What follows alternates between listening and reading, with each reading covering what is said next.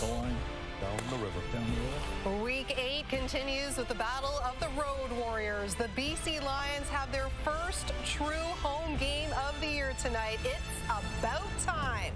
Well, this is the 7th and final game of the Toronto Argos season-opening road trip. They're almost there. Both these teams, with 4 losses already, are in desperate need of a victory.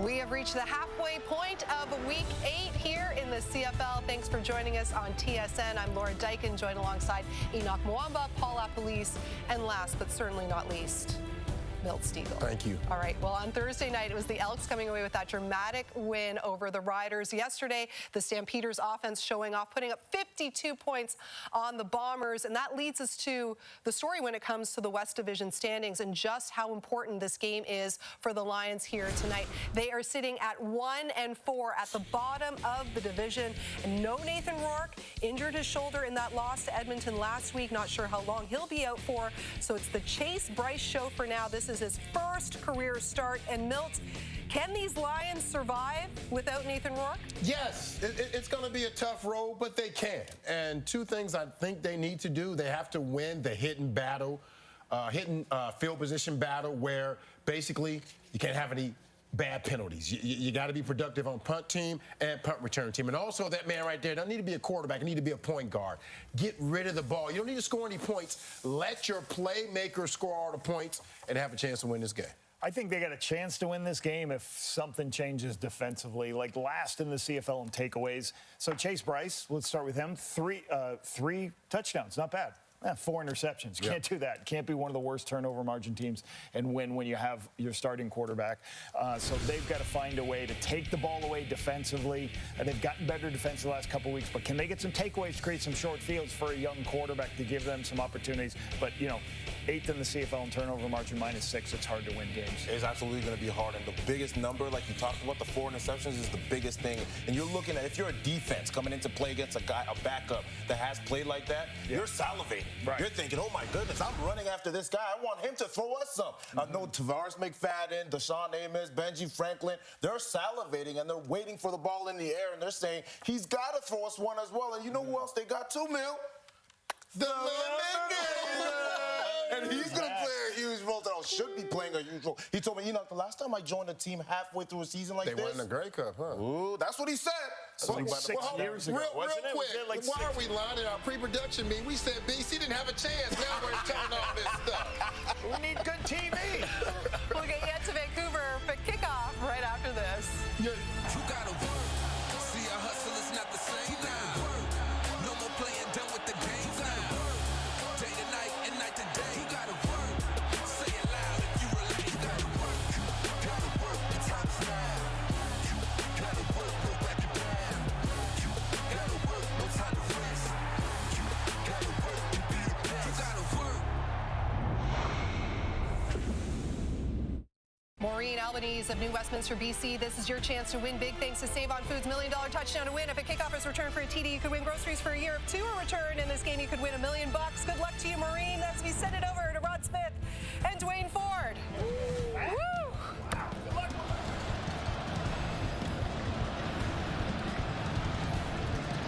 And Laura, we welcome you to Vancouver, and it's a welcome home BC Lions. Their first game at BC Place since last November because of the World Cup. And the Argos can certainly relate. They've been on the road since the start of the season. One more game on the road here before they head home next month. The story coming in at quarterback for the Lions, Dwayne. Nathan Rourke hurt very early in the game in Edmonton. Chase Bryce took over. Today is officially his first CFL start. Yeah, and for Chase Bryce, the experience last week, very valuable for him to get a lot of meaningful snaps, 4 interceptions. A couple of them probably not his fault, but regardless, he'd like to be more careful with the football today, obviously. A guy looking to make his life as difficult as possible. As always, the disruptor, Darius Pickett on defense for the Toronto Argonauts. Mike Miller in his first season as Argos head coach. They're 2-4 with every reason to think their record should be better. They lost last week in Hamilton on a missed field goal in the final play. Buck Pierce, second year on BC's sideline. The Lions started 0-3. Then they split 2 games with Edmonton, losing Nathan Rourke, as mentioned, at the very start of the game. He has been put on the injured reserve. The Lions won the toss. Jermaine Jackson is back for this kickoff now. They want the ball to start. There's Jaden Williams as well. Back homes for the first time since the West semifinal against Calgary. That was back on the 1st of November. And a new kicker for the Toronto Argonauts, filling in for Liram Hairolahu. And that is Brady Lidster out of the University of Windsor. His first CFL game, and he will get it started too on a Saturday at BC Place in Vancouver. Back with the CFL again as we are underway. Lions to get the ball first. Comes down in the hands of Jaden Williams at his 20. 25 and tries to get around the corner, and he cannot. Louis-Philippe Gauthier, the rookie with the Argos, with that tackle. Here's Chase Bryce. Well, Chase Bryce, a big debut for him as the Lions starting quarterback for the time being in his 4th year with the BC Lions. So backing up Nathan Rourke that entire time. Also had a little bit of time with another very good veteran to learn from in Jeremiah Masoli. He's had a couple of offensive coordinators here, obviously Buck Pierce currently, Jordan Maksimic previously. So we know he has been well-schooled, well-prepared for this opportunity. 2 backs in the backfield. It goes to James Butler, who did not have a very productive day last week against the Edmonton Elks. Here's a look, closer one at the offense of the BC Lions. Yeah, with the release of veteran tackle Dejon Allen this week, the former All-Star let go. Josh Donovan, former Montreal Alouette, takes over as the starting right tackle. And the rookie Nick Senecal, mid-round draft pick this year. Highly regarded prospect, but a guy who slipped down in the pre-draft process. Off to a terrific start here in his rookie year. 19 catches, second on the team with 8 second-down grabs. Bryce to pass on second down, and that one goes incomplete. Nearest target is Keon Hatcher. And so a 2 and out. A 3rd and 7 coming up. And Carl Meyer will come on to punt it away. No surprise to see BC out of the gate. Try to run the football on first down, get James Butler involved a little bit. As you said, a pretty quiet day for him at a time where they could have used that ground production to take a little bit of pressure off Chase Bryce with Nathan Rourke out of the lineup last week. Yeah, Butler had only 4 yards rushing and 7 carries last week in Edmonton. Here's Meyer. Janarian Grant back in the Argo lineup, missing a week with a knee injury. 59-yard punt. And here goes Grant. Going to the left, turns it up, has something going. Up near the 50, he is just tripped up, shy of midfield. Otherwise, he had something more in store. On a good return as it was, 31 yards for the Argos in business to start near midfield. Yeah, terrific field position. That's the punter, Carl Meyer, who managed to grab the shoestrings there and bring down Janarian Grant. But nonetheless, terrific starting field position. Quarterback Chad Kelly and the Toronto Argonauts offense. Take a look at those numbers. You love the 15 touchdown passes. One concern, those 9 interceptions. But he was picked off once last week in Hamilton. He hands off, and that is Kevin Mittal, slot back, who has a running play right there and picks up about 5-6 yards for the Argos. And taking a look at that offensive line, a little bit of a shuffle. Peter DeCastro from center to right guard. The rookie Domenico Piazza out of McGill makes the start at center. And in the receiving core, terrific group. Keep an eye on Tyler Common. 5 touchdowns for him on the season. Has had his second 100-yard game of the season last week. 106 yards in that loss to Hamilton. Quite the productive receiving core. And this Argo team, as Kelly's flushed out, rolls right. Downfield it goes. It's caught. Strikes Coxie right away. And a first down deeper in the Lions zone. Yeah, off schedule here. You get a little bit of a sense of the chemistry between Coxie and his quarterback, Chad Kelly. Kelly flush from the pocket, works to the outside, knows exactly where Coxie's at. Goes right back to Coxie, too. Down at the 20 and another first down. So back-to-back strikes. First a 21-yarder, then a 14-yarder to Coxie.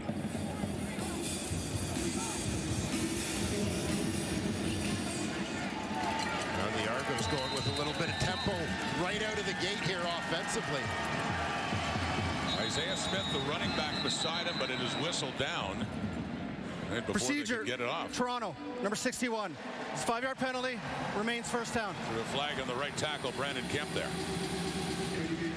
We'll take a quick look at this BC defense. Still looking for Matthew Betts to have that breakout game. Getting after the quarterback here in 2026. Deontay Williams, physical presence, something of a tone setter for the Lions D. He's in the nickel linebacker spot. And of course, Jackson Findlay in his second year at free safety from the University of Western Ontario. Defense did a good job against Edmonton in a narrow loss last week, 19-17. Kelly underneath again. 3 straight plays to Coxie. That one the shortest, though, as it's taken right at the 20 and then a pile, taking him down. It'll be about a 4-yard gain and a 2nd and long ahead. And the Toronto Argonauts with a rather prolific receiving core. Putting up pretty big numbers here to start the 2026 season, but I don't think that there's much question that Demonte Coxie is Chad Kelly's go-to guy. Came in with 28 catches for 447 yards. A couple of touchdowns, too. Argos threatening, 2nd down and long. Kelly again down to the end zone, touchdown. Another one who's been prominent in that Argo receiving core is Mackay Polk, and he has himself another touchdown catch this year, number 5 to tie him in the league lead. And just a beautiful route run here by Mackay Polk. Little stem to the inside, to the outside, and then ducks it back in. So keep an eye, stab out, get the defender to bite, tucks back right in behind him. Perfect timing from Kelly for the score. Kicking was an issue with Liram Hairolahu last week in Hamilton, and he is not in this game. It's Brady Lidster, his first CFL game from Windsor, the top kicker in U Sports last year, and he puts in that extra point. And just like that for the Argos, they take the ball, they drive down the field on their first possession, and they have a 7-0 lead here in BC Place.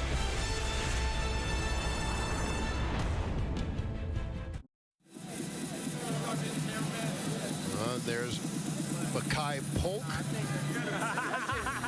enjoying his 5th touchdown catch of this 2026 season. Touchdown drive where Demonte Coxie admittedly did most of the heavy lifting. 3 consecutive catches for number 86 to set it up. And then Polk caps it off with the major, giving the Argos an early lead here. Kelly went 4 for 4 for 58 yards in that touchdown. Lidster with the kickoff. A shorter kick down to the 20. And it's Jaden Williams with it across the 30, 35, and then he is met by a wall by the name of Jack Kassar. One of their special teams tackles leaders hauls him down, and Bryce and that BC offense coming on again. Bryce filling in for Nathan Rourke, a non-throwing shoulder injury last week in Edmonton. And obviously a rather massive loss to lose the Canadian Football League's reigning most outstanding player at this stage in the season, but it's become the storyline perhaps of the second quarter, middle third of this CFL season, where experienced quarterback play was the story out of the gate. What do you do when these guys get hurt? Chase Bryce hands off. James Butler, another carry for him as he gets it up across the 40 up against this Toronto Argonaut defense. Yeah, Toronto Argonaut defense dealing with some injuries. Andrew Chatfield missing from that defensive line this week. You see Sean Lemon, the veteran, making his return to the Canadian Football League. Back with the Argos for a 3rd time. Lemon, first go around, won a Grey Cup in 2017 in double blue, returned again briefly in 2019. Have been with the Alouettes the last few years. A 4-man rush here on Bryce, and just a little bit too far off the fingertips there of Butler. So again, 2 and out. The Lions will have to punt it away.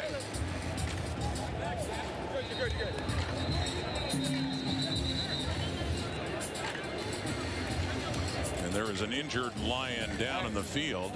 Joshua Donovan pounds the turf here is just getting the start at right tackle after they released Dejon Allen, who had been the top offensive lineman in the CFL while with the Argos back in 2023. And a couple of years here in BC, and they let him go this week and put Donovan into the starter's role at right tackle, and this certainly doesn't look too good. Evidently with a leg injury, as he is still down and getting some attention. We'll take a break early here at BC Place with the Argos leading the Lions 7-0. An injury delay here at BC Place. The card is coming on the field for the right tackle, Joshua Donovan, making his first start for the Lions at right tackle. He had been a member of the Montreal Alouettes, got a Grey Cup ring there, made several starts in Montreal before moving over to BC. But as said, just the juggling this week with the release of Dejon Allen. It was his job at right tackle, and this is what happened, Dwayne. Yeah, he gets locked up with Sean Lemon here, and I think he may have just caught his cleats in the turf a little bit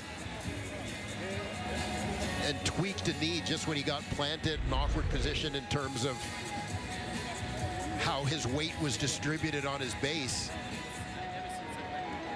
Sean Lemon, former teammate of Josh Donovan in Montreal, heading out onto the field just to give his best wishes. So the big man standing up, 6'6", Josh Donovan, and words there from Sean Lemon. Yes, teammates with the Alouettes, as you point out. Lemon, of course, played for the BC Lions as well in his career, but distraught for his old teammate Donovan, as said, just getting his first start. Yeah, Josh Donovan, primarily a practice roster guy with Montreal in 23 when they won that Grey Cup, a starter in 24, injured a lot of last season, and actually eventually was released, joined the Toronto Argonauts last September on their practice roster. Looked like he would be a starter for the Toronto Argonauts early in camp this year. He was working with the first unit, then released a few days into camp, which was a bit of a surprise at the time, and picked up by the BC Lions, making his first start here, and unfortunately having that come to an all too fast ending. Getting a lot of hugs and pats on the back and encouragement from his teammates. You saw Buck Pierce out there, but you could just tell by his reaction, sensing how bad this could be. Hopefully not for Josh Donovan, but needing to go out on a card. Now, earlier we had a look at Chris Schlugger, 57, as we anticipate the juggling on the offensive line. I mean, hopefully we're not dealing with a Hamilton situation a week ago when the Ticats lost both of their tackles. They've lost one now. They have dressed 6 offensive linemen. So Anu Una, number 61, will go in as well. And if, and hopefully it doesn't happen, if they need another offensive lineman, it would be Nathan Cherry, a defensive lineman with the Lions. Instead, I bring this up because of what we saw last week with the Ticats and the precarious situation, by the way, against the Argos in that game. So they have to punt. It's Carl Meyer back for Janarian Grant. Backpedaling inside his 10, and a great punt of 58 yards. But Grant finds room, sneaks his way through, and gets up to about the 28 before he is tackled. And Chad Kelly, 4 for 4 in the game. And look at the top yardage updated now. Most passing yards a game this season. And Davis Alexander with the Alouettes, who play still to come against the Hamilton Tiger Cats, leading the way. Yeah, off to a big start. Offense has been pretty successful. We said very prolific for the Toronto Argonauts so far this season. You got to score points if you're going to beat this team.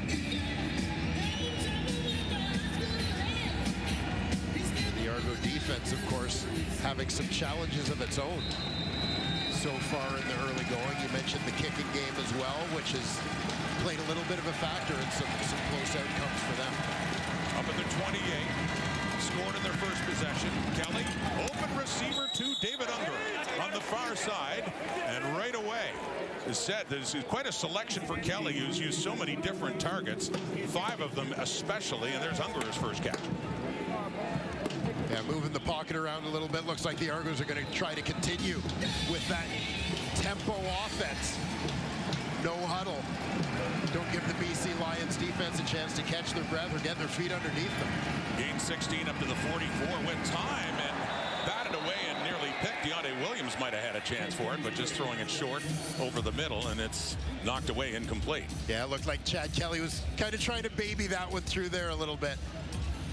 Trying to place it perfectly, not a lot of velocity there. And Williams able to get a piece of it, maybe a little tip at the line of scrimmage. Gives Deontay Williams a shot at the INT. Second down and 10. Argos with a 7-0 lead for their 44. Pressure coming. Kelly deep and just a bit too far for Coxie. Coverage was there, and this is typical Chad Kelly, who loves to launch those deep balls. One of the leaders in the CFL, looking for big shots of over 30 yards. Yeah, and he's going to see as soon as he feels it. DeMonte Coxie has a little bit of an advantage here on the defender, half step. I'd put my faith in number 86 as well. Take that shot every time. James Burnham in his second game with the Argos with the punt of 54 yards. That's Jaden Williams, and he gets buried there. Coming in, DeMarcus Johnson on special teams to take him down. So Chase Bryce coming back on. 0 for 2 so far in a couple of possessions, couple of 2-and-outs.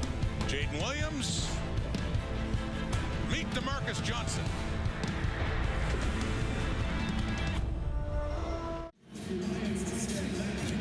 Back with a look at Chase Bryce, the Lions offense back on the field. And he played at Clemson, Duke, and then finished his collegiate career at Appalachian State. Looking at that uniform, and his first CFL start tonight.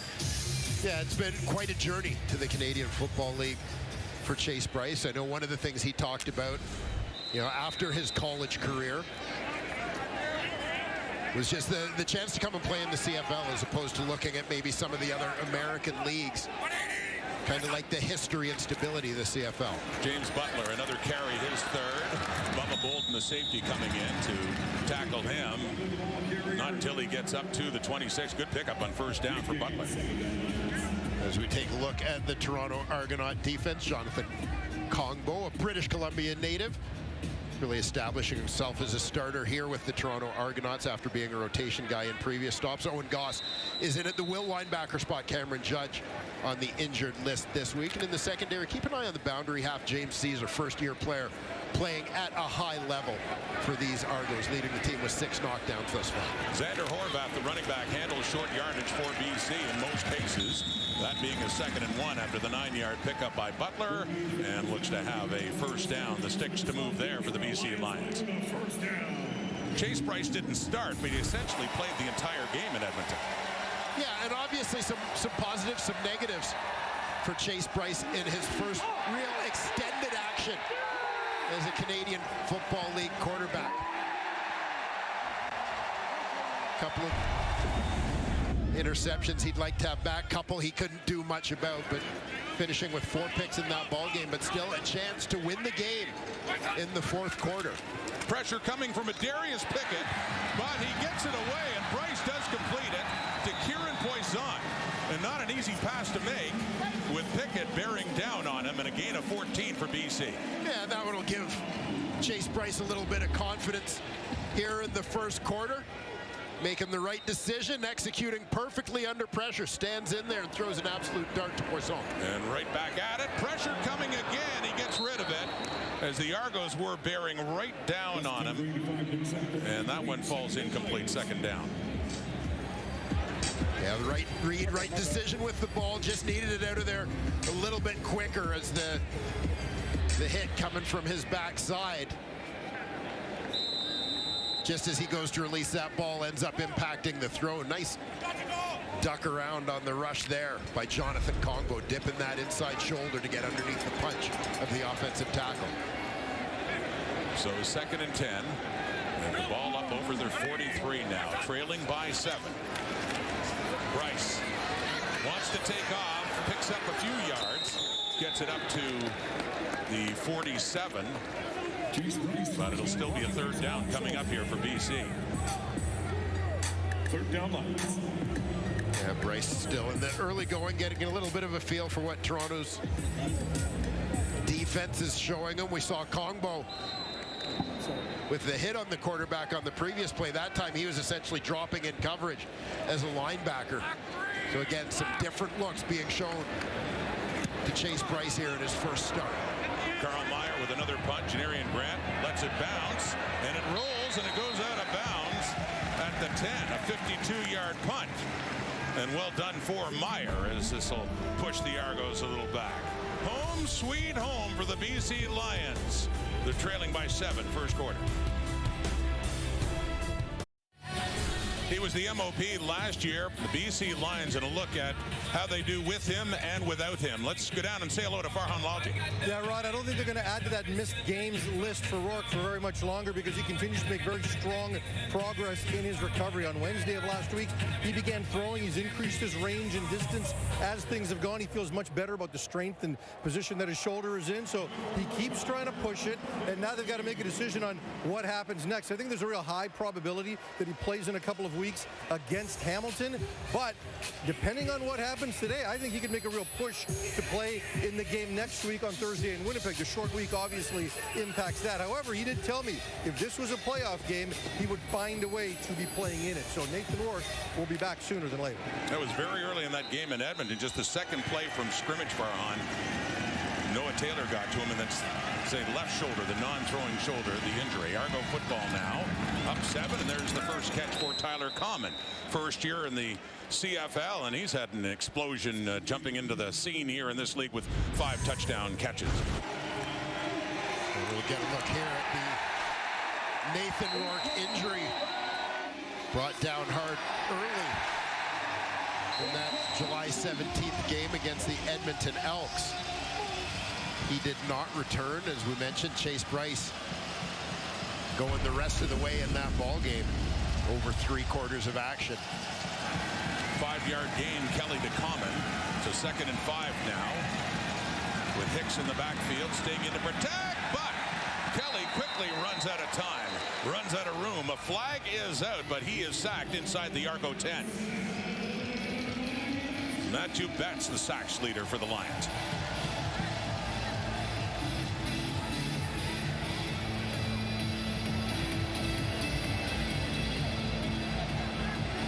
Referee Justin McInnes. Offside, Toronto, number 83. Penalties decline, 3rd down. So Betts gets another sack. The quick first step has always been Matthew Betts' calling card.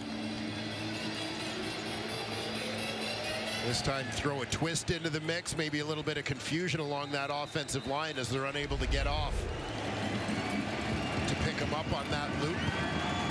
James Burnup, 2nd game of the Argos after being acquired by trade from Ottawa for the injured John Haggerty. A 47-yard punt, and the return is a good one there for Williams.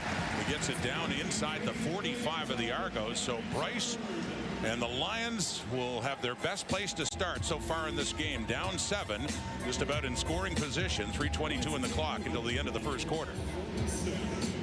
And we talked off the top about the quiet game that James Butler, Xander Horvath, the Lions running game in general, had last week in Edmonton, putting a little bit of added pressure, I thought, on Chase Bryce.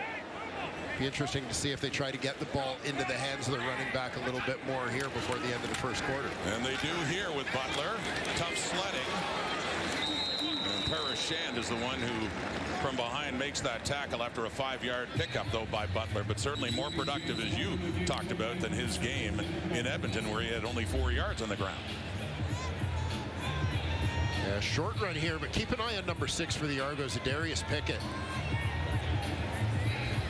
as he kind of came up hobbling on this play and still down on a knee.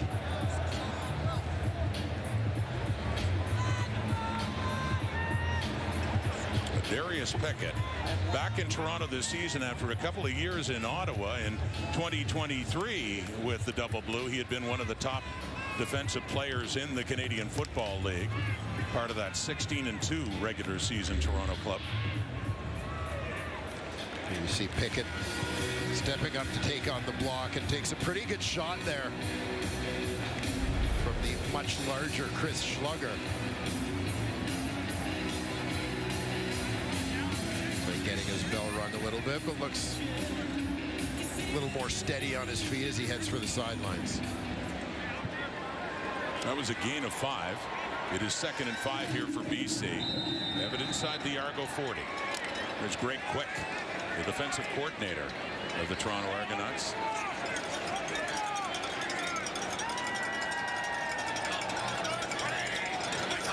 Butler beside him. Bryce to throw. Has time. Off to the left. It's caught. Keon Hatcher has his first catch of this game. And that is good enough for a BC first down.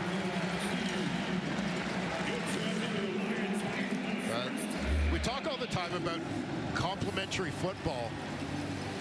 So we see Keon Hatcher lined up out wide here. Corner is pulled off by the inside receiver, allowing Hatcher to just sit it down. But, you know, the BC Lions kind of conservative to start things off here. Their defense, after giving up the early touchdown, doing a good job against Toronto, winning on special teams in terms of that field position battle, giving Chase Bryce pretty good starting spot here as he settles into this ball game. Well, back to the ground to Butler, and just a couple of yards there. So 2nd and long, and Adarius Pickett is now heading off to the Argo dressing room after that helmet-to-helmet collision with Chris Schlugger. It's Isaac D'Arcangelo, the middle linebacker, getting that position after Winton McManus moved on to the Hamilton Tiger Cats.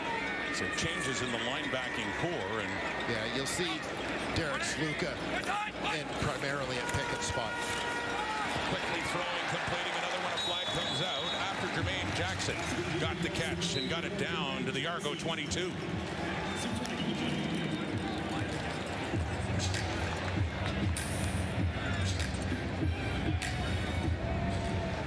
Like an offside coming up against the Argos, and that was very close to the first down mark. There's Sluka, who had a lot of games at safety in the Toronto defense last year, but rotating around, they love his versatility. Offside, Toronto, defensive line. Penalty is declined, first down. As announced by the referee, Justin McInnes today. We'll take a look at this quick hitter to Jermaine Jackson.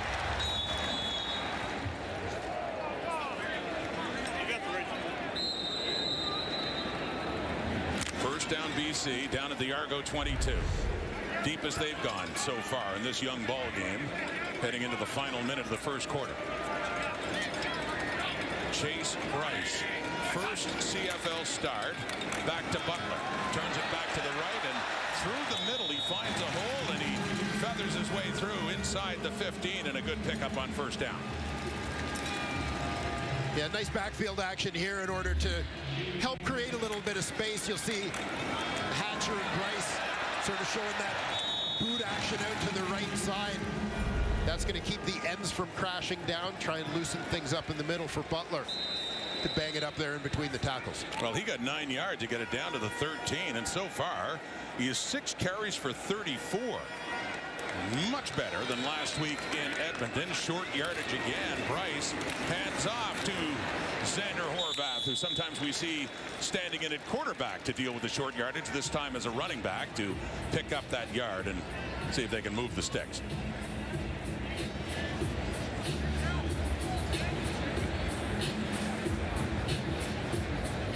Horvath, a big load, 6'3", 230 pounds.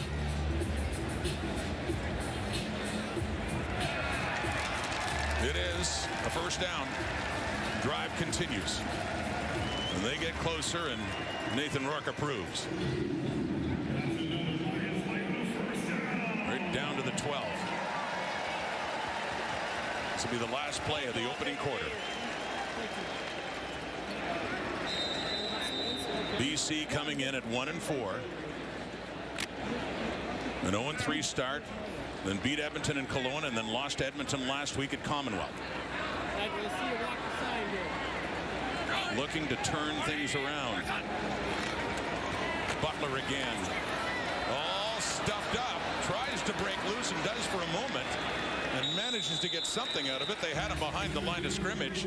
Sean Lemon was there, but he managed to squeak by and does get a couple of yards as they will switch ends and get set for quarter number 2. Fast start by Chad Kelly and the Argos. He went 4 for 4 in the opening drive, capped off by that touchdown to Mackay Polk.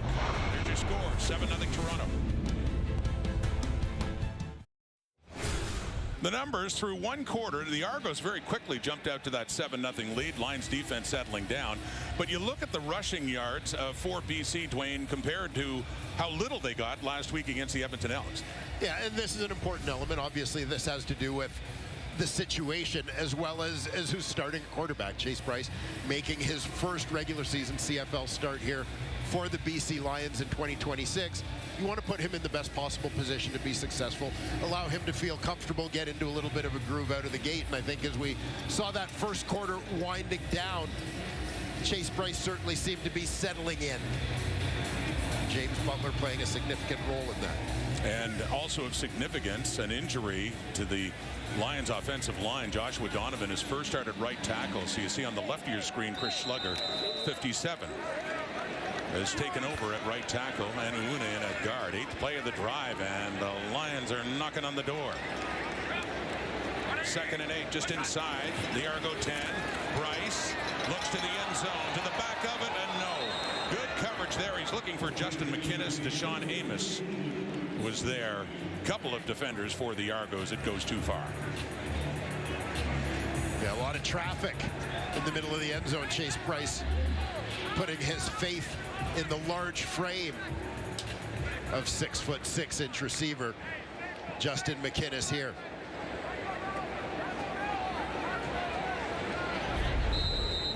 So Sean White in his 17th season, 11 for 12 in the year, and a chip shot for him just outside the 15, up and through, and the Lions have their first points of the game and their first game back at BC Place in 2026.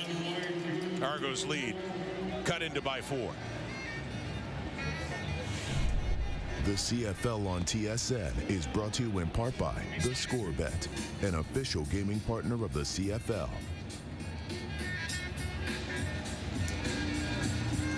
Rod Smith, Dwayne Ford, Farhan Lalji here at BC Place, and Mike Miller in the Argos said if there's a team that can commiserate with the Lions for starting their season with a long road trip, it is certainly Toronto. They have the bye next week, and then they're back home at BMO Field finally. Here's Chad Kelly going to work. It looked like it was touched coming out of his hands and nearly caught anyway by Mackay Polk, but instead it falls incomplete, and we got a flag down around the 45 at Toronto. It looked to be Matthew Betts getting a good jump on his pass rush that impacted the trajectory of this football. Good to see again. Good get off, rip through, just getting a piece of the right arm of Chad Kelly on his follow through as you saw that ball taking a little bit of an awkward flight. Yeah, it definitely took a lot off the Kelly pass, and still Polk nearly the chance to bring it down.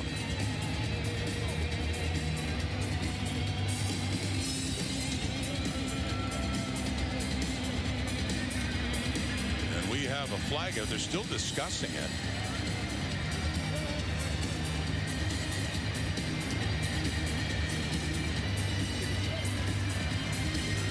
Kelly wants to join the discussion by the looks of things. You see, sorted out. The fact that he's smiling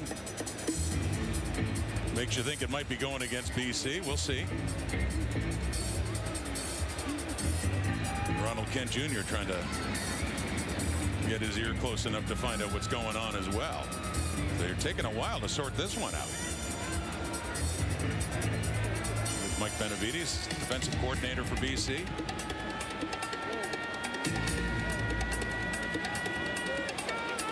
It is against the Lions. They're Illegal marching it off. substitution, BC, number 42. It's a 10-yard penalty, first down. So Parker McKenna listed as a will linebacker. Keep an eye on the sidelines. There's McKenna sneaking onto the field just as the play starts. It's an illegal substitution there. The issue.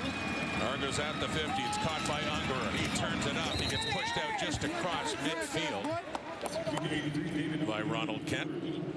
A gain of 8 for the Argos. Chad Kelly opened this game just on fire, completing 4 consecutive passes, the 4th of which was a touchdown strike to Mackay Polk. Argos unable to get much offensive traction since then. The next 2 drive after that ended with punts, but they are into the Lions zone now, and Kelly's throwing again and completing another to Kevin Mittal, who had been their leading receiver, has mentioned it a bunch, all close together statistically, along with Coxie and Polk and Unger and Common not too far behind. So Mittal with a catch to get it down, and they're quickly over the ball. This is up to the BC 46 now, and a 1st and 10. Kelly over the middle and caught again. So getting in that rhythm to Mackay Polk. A little slow to get up, but another catch and another 1st down for the Argos. Well, there it is, that attack. The top 3 especially, all projected to go over 1,000 this season. Mittal and Coxie and Polk, and what a season they're having so far. Yeah, again, you mentioned Tyler Common, David Unger not far behind, and you consider Jake Herslow, who was such a threat in the back half of last season, hasn't even played yet this year. He swings it out to Mittal, who was tackled there by Deontay Williams right at the 30. Chad Kelly directing traffic a little bit. There's Mackay Polk stretching out, takes a little bit of a shot at the end of that one. Recognizes that comes with the territory, going into the danger zones a little bit to make a big play for your team. Ball just inside the 30, so a gain just maybe a couple of inches on that last pass to Mackay Polk. There we go, 2nd down and long. Argos looking to respond after the Lions drove down for a field goal. 4-man rush. Kelly to his right and right back to Kevin Mittal down at the 25, but not nearly enough for a 1st down. It looks like we will see the field goal unit for Toronto coming on.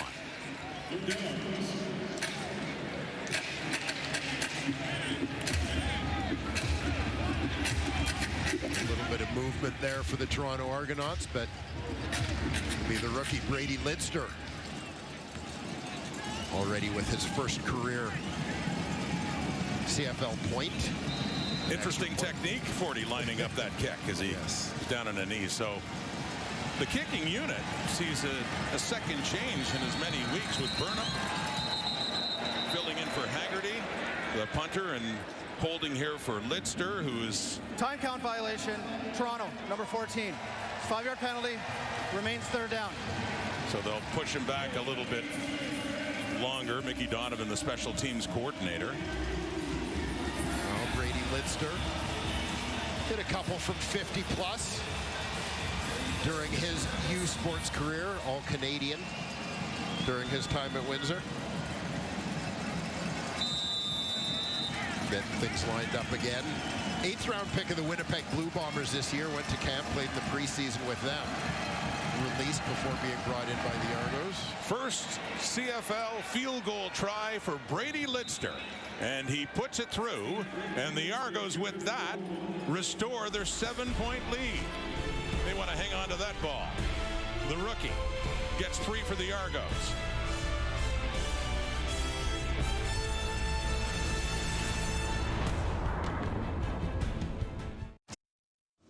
And now it's time for the stat of the game, presented by Fisher Investments Canada.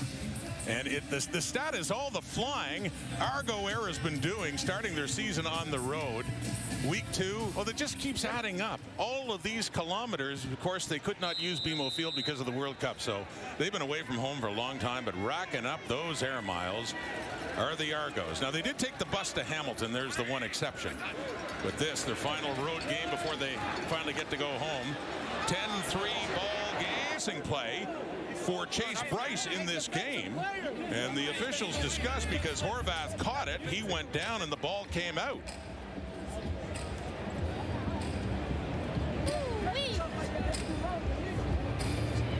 "32 yards. They ruling the receiver was down. Franklin, who had an interception last week against the Ticats. Justin McKenna still discussing the ruling here. That the units do not change. The ruling on the field is the BC receiver was down by contact at the 38-yard line. It's going to be first down, BC.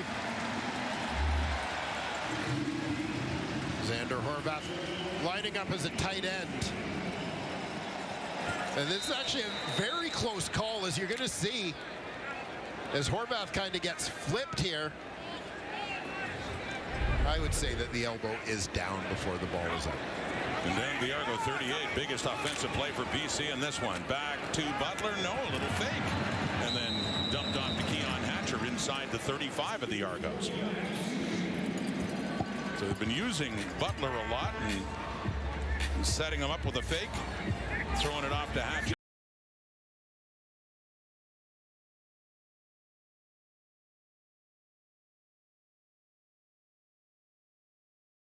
How this helps you as a quarterback, it helps your offensive line in terms of protecting the quarterback.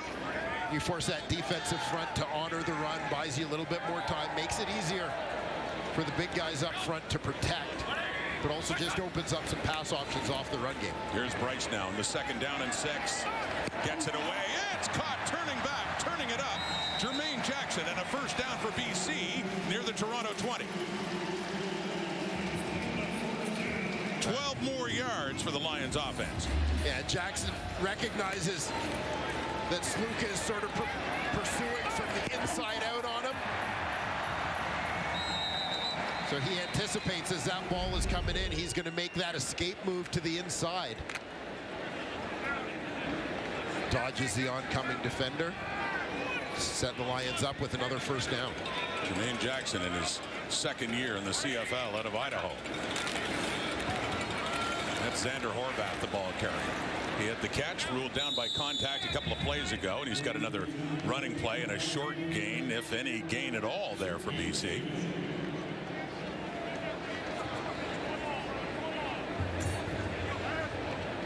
No gain.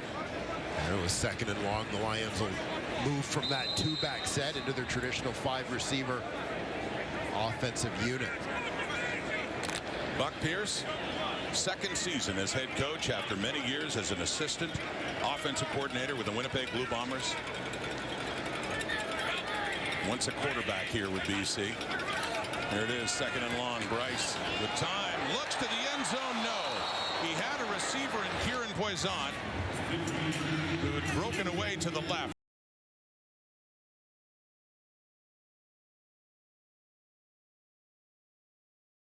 Opportunity missed when you're Buck Pierce and the BC Lions coaching staff. On a positive note, you know, where you've got Chase Bryce coming off the 4-interception game, you're glad to see him making the right read, making the right decision on where to go with the football. You just hope that execution tightens up a little bit as the game goes on. Sean White, 2nd field goal of the night, or the afternoon here in Vancouver. He's 2 for 2, and Pierce's Lions back to within 4, 2nd quarter. He was the Flying Hawaiian, one of the great Argos of all time, most outstanding player in 2012. Chad Owens, who is standing by now with Farhan. Guys, and no surprise that this guy is still competing. Just look at you. Tell us about the bodybuilding competition here in Vancouver you're taking part in. Hey, thanks, Farhan. Hey, doing the Vancouver Pro Show tomorrow at the River Rock Casino, man. You know, I'm an IFBB Pro bodybuilder now, men's physique, and I'm excited to be back on Canadian soil. Yeah, and you still watch the league pretty closely, don't you? Of course, man. I love it. I mean, they gave me an opportunity. I love the Canadian Football League. And when I looked at this competition, I said, there's no way. I looked at the schedule. Argos coming to town to play the Lions. It was meant to be, so I had to be here tonight. And you know what else? You had to bring Hawaiian chocolate. I'm going to go get some right now, guys. Appreciate it, guys. Aloha. You can have the chocolate, Farhan, and Dwayne and I'd like some. I don't think Chad's having any. Looks Not till amazing. after the show. What a great player he was, too. They set up a screen now. There's the first touch for Sam Hicks, the first-year running back for the Argos, as he picks up a couple of yards now with the Argos having a 4-point lead over BC. Yeah, Chad Owens. One thing to do, man, win. He had a pretty good run in the Canadian Football League, and most particularly with the Toronto Argonauts. See, he was throwing those touchdown passes too. First it was Trevor Harris, Yeah. and then Ricky Ray, of course, and some great years. He wasn't an Argo for long, but boy, his candle burned bright. As mentioned, 2012, the year they won the Grey Cup over Calgary, and he happened to be the most outstanding player in the CFL that year. Yeah, league MOP and eventually a Canadian Football Hall of Famer. It's Colby Taylor, defensive Offside, lineman. BC, number 49. 5-yard penalty, remains second down. Called for the offside. And second down, but much shorter now on that hard count by Kelly. Yeah, you'll see him at the top of the line. A little bit of rookie excitement, perhaps. Up to the 47 now in a 2nd and 3. Kelly underneath, but enough. That's Kevin Mittal. Could have fond memories in this stadium as a rookie who scored a touchdown in the Grey Cup 2 years ago in their victory over Winnipeg.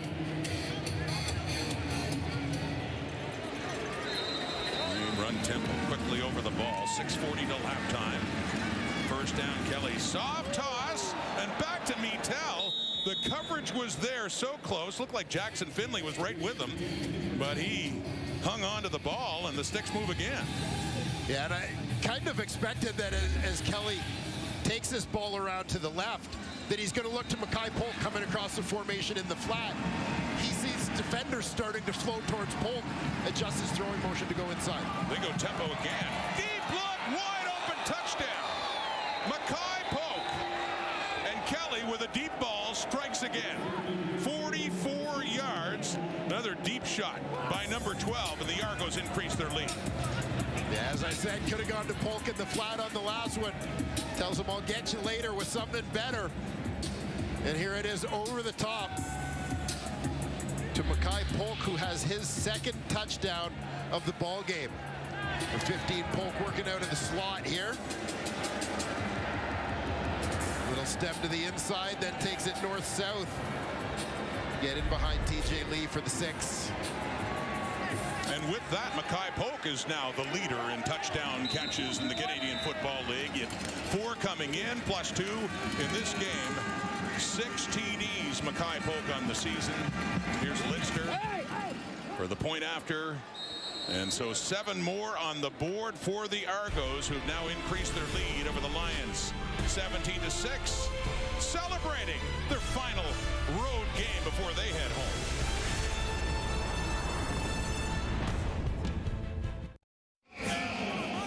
There's Mackay Polk and celebrating again. He leads the CFL in touchdown catches, and there with Kevin Mittal, but Polk has 2 touchdowns now in the game. Yeah, keep an eye on Polk, number 2 receiver towards the top of your screen here. TJ Lee, the halfback on that side. You're just going to see with this little step to the slant, he's going to get Lee to turn his hips, ducks back outside, gets him turned around and chasing. By that time, Polk is in behind him, and Chad Kelly recognizes it, lays it on the receiver for the touchdown. Argos up 11 now. Under 6 minutes to go to halftime. Jaden Williams on the return. Another special teams tackle there by DeMarcus Johnson.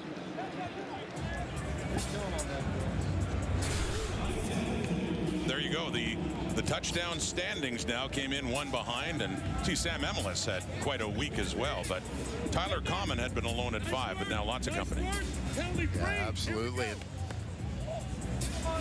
Mackay Polk, you think back, 2024 season, took him a little while to get going, but down the stretch of that 24 season, the hottest receiver in the Canadian Football League. Missed the first part of last year exploring his NFL options. And Butler, numbers not too bad in this first half overall. Another shorter game for James Butler.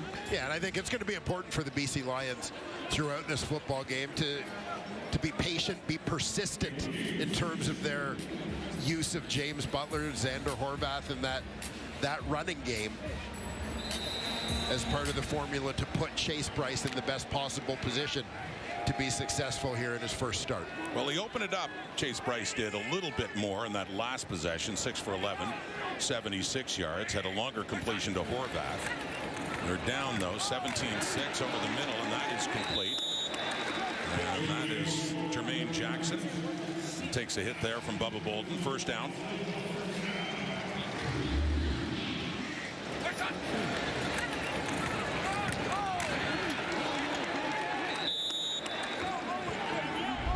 Lots of noise on that hit. I have a feeling a lot of that was friendly fire, though. I actually think Jackson managed to get out of the way. Two Argo defenders clashed. It's up to the BC 47 now. 4:19 and counting until halftime. Bryce quickly to the left, and that one is caught by Butler, who adds a catch, and Owen Goss in on the tackles. They get across the 50, and about 5 more yards for BC.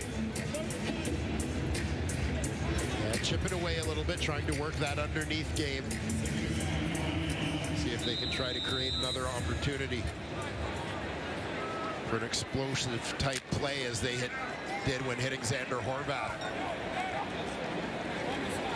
last series.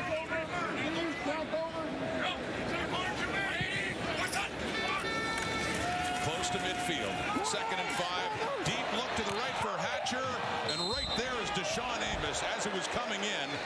Broken up nicely by Amos back in Argo double blue after spending a year away with the Ticats. And there's Bolden helping out as well. So he went head over heels. Keon Hatcher working out of the slot here. Good outside release, working towards that corner.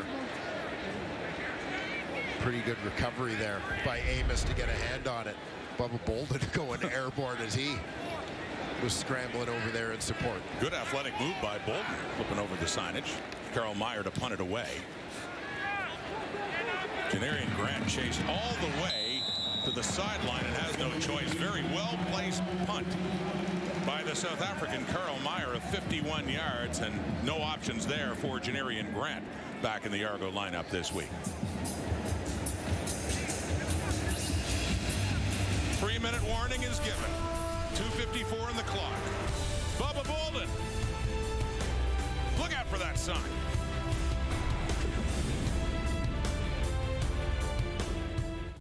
Whoa.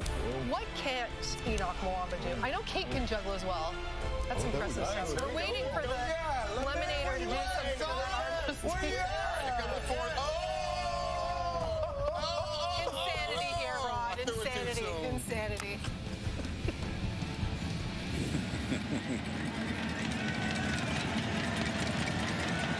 Standing by in the studio.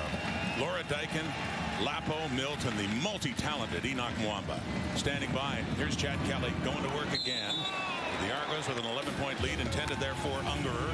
Falls incomplete. A big opportunity here for the BC Lions to try and close the gap before halftime. Terrific punt by Carl Meyer to pin Janarian Grant. The Argos deep in their own territory. If the defense can hold here on 2nd and long and get a 2-and-out, an opportunity to get the ball back in pretty good field position, maybe get points on the board before they go to the break. And out of the break, the Argos will get the ball to start the second half. 2nd and 10 and Toronto 7. They're deep in their zone. Kelly trying to get him out of it, and that'll help. The catch there by Coxey. DeMonte Coxey with another one.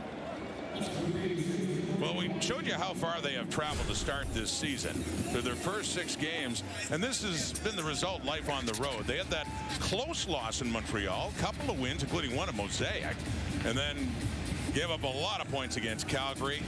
And Winnipeg they lost. So 3 losses in a row, and that one in Hamilton, the biggest heartbreaker on a missed field goal try in the final play that would have won it for Mike Miller and the Argos. So trying to get back in the win column and head home at 3 and 4. And they're leading right now, and that's Isaiah Smith, the rookie out of Guelph, with a good carry there. 11 yards for Smith, and that's enough for the first down. 2:36 until halftime. Yeah, Isaiah Smith, the 11th overall pick in the 2026 draft, top-rated running back prospect in this draft class. Big-bodied back, sharing that backfield so far this season with the American Sam Hicks. From the 35 now, Kelly. They've got some breathing room. He's going to take off, and he slides. And Parker Parker McKenna moving in, and the Argos take exception to that as Kelly looks like he is hurt. Kelly is still down. Tempers are flaring. Kelly slid fairly quickly, and finally the flags start coming out, a bunch of them, as the extracurriculars just keep going. Kelly is clearly hurt. He has taken his helmet off. Darnell Sankey was involved. You saw Parker McKenna, 42, coming in as well for BC.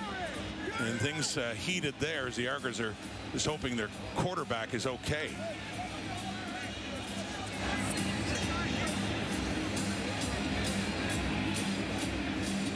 Kelly gives himself up on the slide. You know, I'm curious to see the replay on this. As I felt it watching this live that you're going to call the late hit because of the timing, but it actually seemed as if the biggest impact is between Sankey and McKenna coming from opposite directions. But Sankey does catch Kelly in the helmet. I think that's where the injury to Kelly comes from, is Sankey's sort of upper arm, elbow catches Kelly in the head as he's going down. And it looks more neck than it does actual head, as he's trying to stretch it out, and he gets an escort off the field. So Nick Arbuckle, the MVP on this very field of the Grey Cup in 2024, when he filled in for Chad Kelly late that season after a Kelly broken leg, and Arbuckle ended up starting most of the games last year. Kelly didn't play at all in 25 because of that 2024 injury. Yeah, solid season for Nick Arbuckle in 2025, filling in for Kelly, veteran backup. I think the way things have gone around the CFL this season, every team would love to have a Nick Arbuckle. Yeah, the way we were at the game in Montreal when Kelly suffered that brutal leg injury against the Alouettes. Arbuckle came on and helped them secure that victory and moving on to the Grey Cup. And the unlikely starter, it was such an unlikely story, and he went on and played a very good game, and he ended up being named the most valuable player of that Grey Cup when they beat the Winnipeg Blue Bombers right here at this very stadium. I remember talking to him about that last year when they were coming here, and he's just not that sentimental a guy, but I'd always assumed that this place would have some There are multiple meaning to fouls him. on the previous play. Roughing the passer, BC number 53. We have offsetting UR misconduct fouls on Toronto, number 52, and BC, number 21. It'll be an automatic first down for Toronto. All right, as announced by Justin McKinnis sorting that out, the big one that makes the difference yardage-wise, the roughing the passer on Chad Kelly that's put him out of the game for now with Arbuckle in, and the ball at midfield, still 2:18 to go until halftime. And here's a look you'll see coming from the far side of your screen, top of your screen. You see how the shot from Darnell Sankey, not necessarily a high impact hit, but how that kind of bent the neck of Chad Kelly a little bit awkwardly. Kelly currently in the tent on the Argos sideline under observation. Nick Arbuckle into the game with the ball at midfield. And here we go for a net gain of 20. Throwing underneath, caught by Unger, but he is tackled nicely there by Parker McKenna, who was involved along with Sankey on that play on Kelly the play before. Yeah, Parker, the rookie, finished up his college career at Washington State after starting off at Portland State. In terms of size here, you know, prototypical CFL linebacker. Highly productive guy, though, during his NCAA career. 6 feet, 6'1", 225 pounds. And getting the opportunity with the injury to Ben Hladek. Pressure coming on the blitz. Arbuckle, he can't get away from Matthew Betts, who has his second sack of the game and his 5th of the season. Last year's Defensive Player of the Year, Matthew Betts, forces a 3rd down and long, and Toronto will have to punt it with 1:51 on the clock. Well, we talked about Matthew Betts sort of looking for that game to kickstart his 2026 season. He's had a couple big plays in the early going here. Mike Benavidez moving his best pass rusher around a little bit to try and free him up, get him going. That time Betts coming from off the line. The punt from the Aussie, James Burnham, inside the 10, a 50-yarder. And that's Jaden Williams on the return, and you string him out and take him down right at the 10. Aramana, the special teams tackle, and another Argo is down, injured on that punt coverage. That is 27, Owen Goss, who is also the weak side linebacker starting for Toronto with the injury to Cameron Judge. So this is a starting defensive player getting attention right now. Yes, this will lead to a little more shuffling in terms of defensive personnel.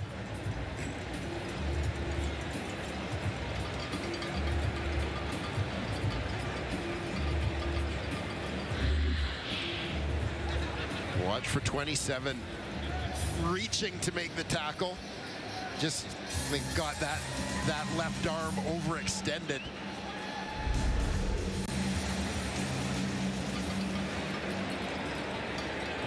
So we see 40, Derek Sluka, number 20, is in. He came in when Adarius Pickett got hurt, but Pickett has since returned, and Sluka still out there, and Benji Franklin too, also in the dressing room.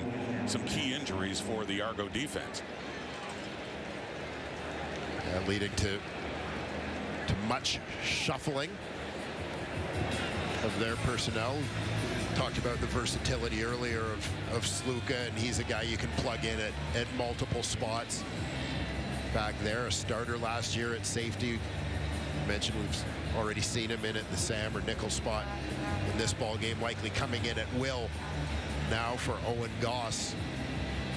You saw Greg Quick before, the defensive coordinator. There's Greg on the right there with Isaac D'Arcangelo.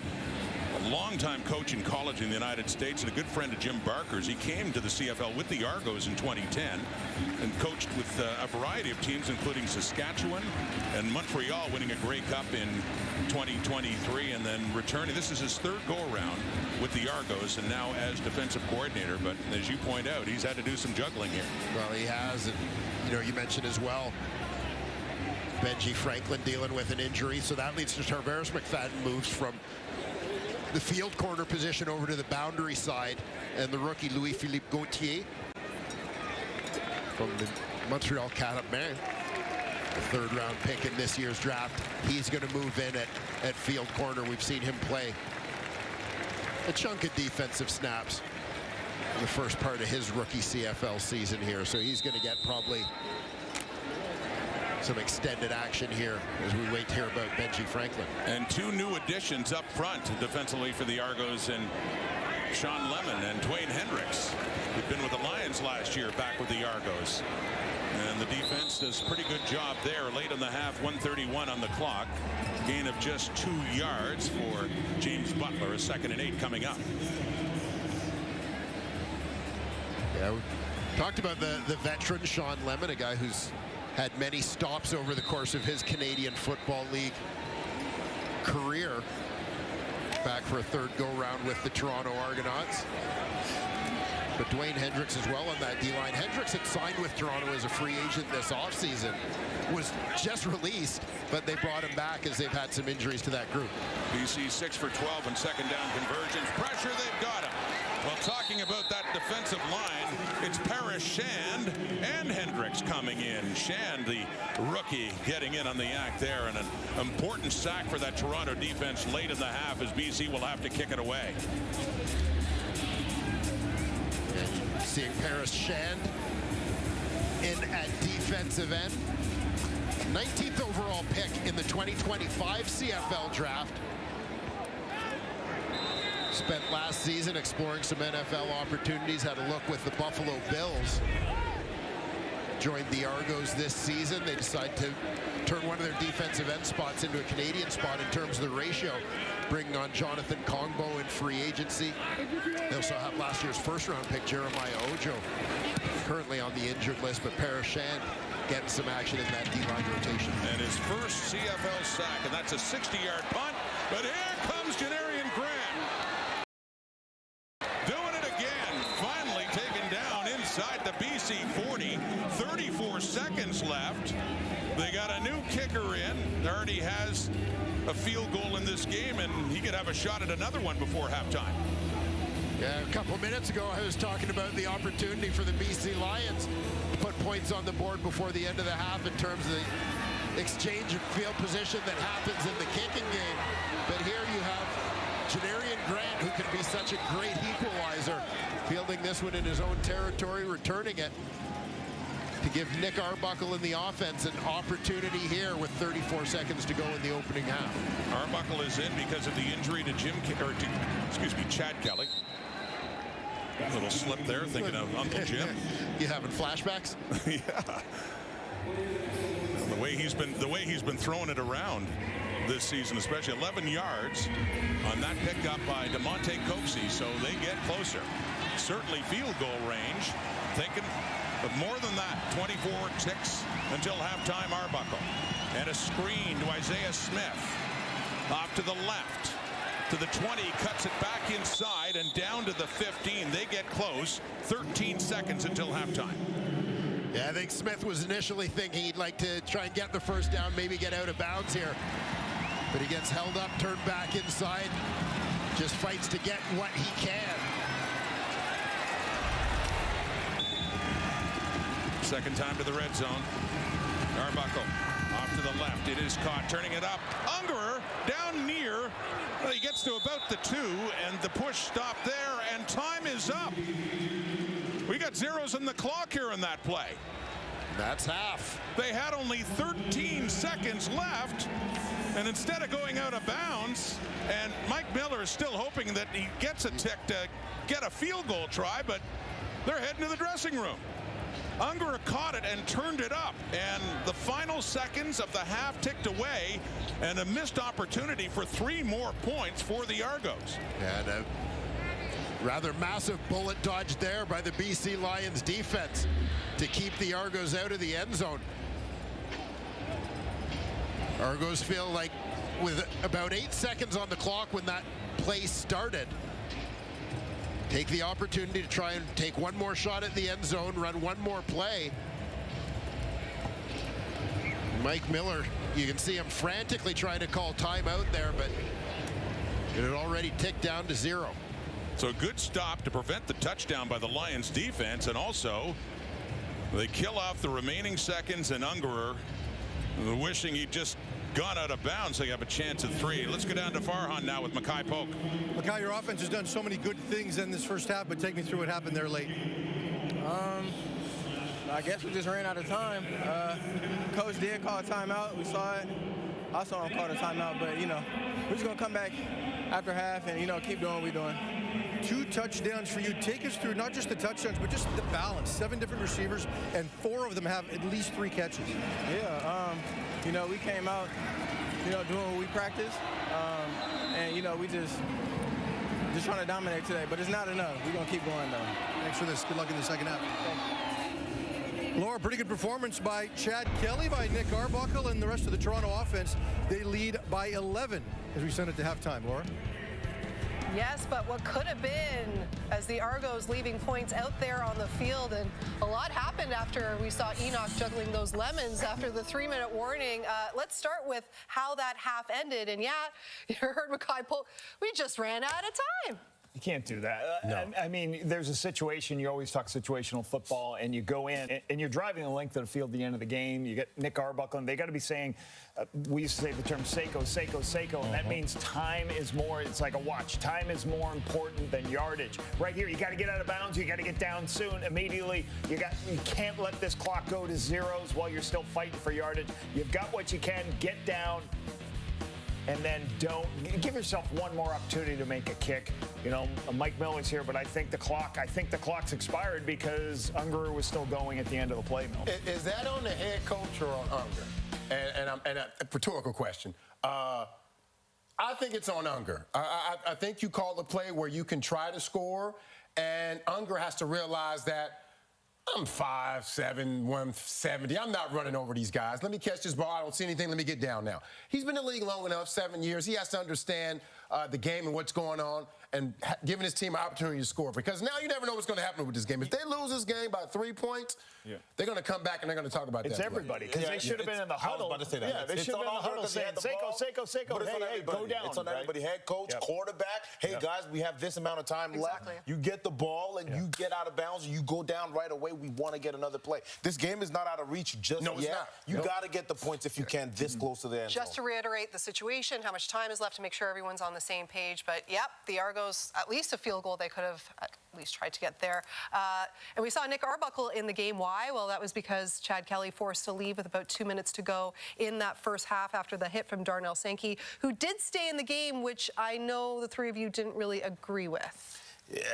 Yeah, it was a tough hit. It was a hard hit, and yes, we talked about how last week it's a dirty hit. It was a dirty hit. He's not a dirty player. That's exactly why I'm cautious about this. Right there. And having been a linebacker, and I'm not trying to defend a bad hit because it was bad, but you know, he's had a really good career thus far. This is not what he's known for. But I do know as a linebacker, what you're thinking now, when the quarterback is running now, I'm like, hey, look, I'm gonna hit him. He's gotta slide.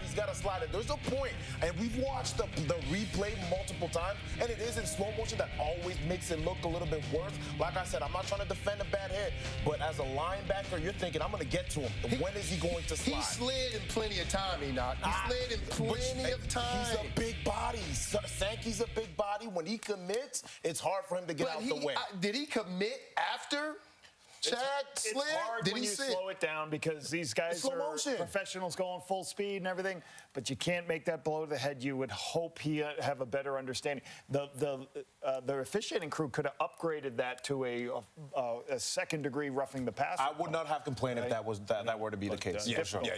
Like I said, he's not a dirty player, but that's definitely a dirty play right there, in my opinion. Especially in the league where we need our quarterbacks. And especially this season, how great they've been playing, specifically Chad Kelly as well. And speaking of quarterbacks, yes, Chase Bryce getting the start here, his first career start in the CFL in place of the injured Nathan Rourke, and it's gone better for him than it did that last game because he didn't give up a pick on his the BC Lions aren't winning right now. They're down at halftime, but Chase Bryce hasn't been playing terrible. He's been playing pretty contained, played pretty composed in the pocket. We saw him step up a few times and survey the field. He's done a really decent job in the first half right now, finding his receivers and being able to even evade the blitzes. I saw 2 plays where we talked about it into the blitz, cover 0, and it's something simple that we talk about, but every week we see it and we say, how did you not see? Exactly. And the big thing right now, 0 interceptions, which is good for him. I will keep up the quarterback chatter after the break when we talk a little Trey Ford as the Hamilton Ticats get to set to play the Montreal Alouettes tomorrow night. Here we go, here we go, here we go. Born to win. Born to win. Born to win. Yes, I was born to win.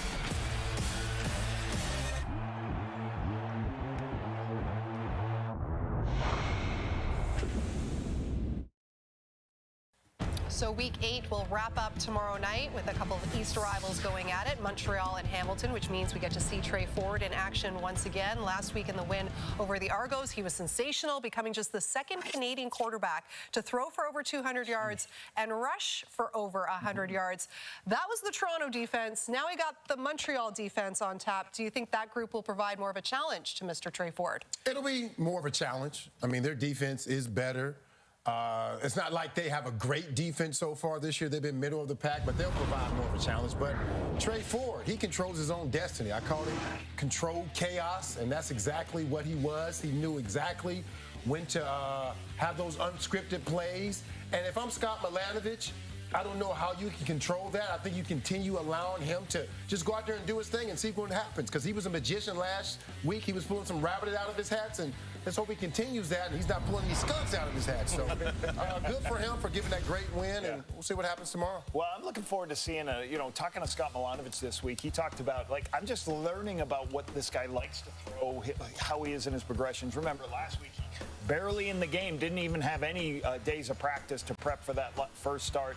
So going forward, Scott said, some guys throw this ball better, some guys throw this read type. I'm going to make sure that I'm getting a better feel for what he does best, and then add the creativity to the game. Should make it really fun to watch. And, Coach, we talked backstage about how tough of a challenge it is for Coach Milanovich. And he's coached some great quarterbacks in the past. You talk about the Ricky Rays and including Bo Levi Mitchell. But to do this right now and to have Trey to be successful the rest of the season is probably his tallest task. I mean, this is a team that he came came in thinking Bo Levi was going to be the guy, and Kenny Lawler and Keandre Smith and those guys. Yeah. And so Gotta this is adapt. going to be an interesting one to watch for sure. Trey Ford looking for his first career win against Montreal, where the Alouettes looking to win their 4th game in a row. We saw Chad Owens getting interviewed by Farhan in the first half of this game in BC, which brings us back to Rod being the best. Rod, so good. BC plays. Rod Owen.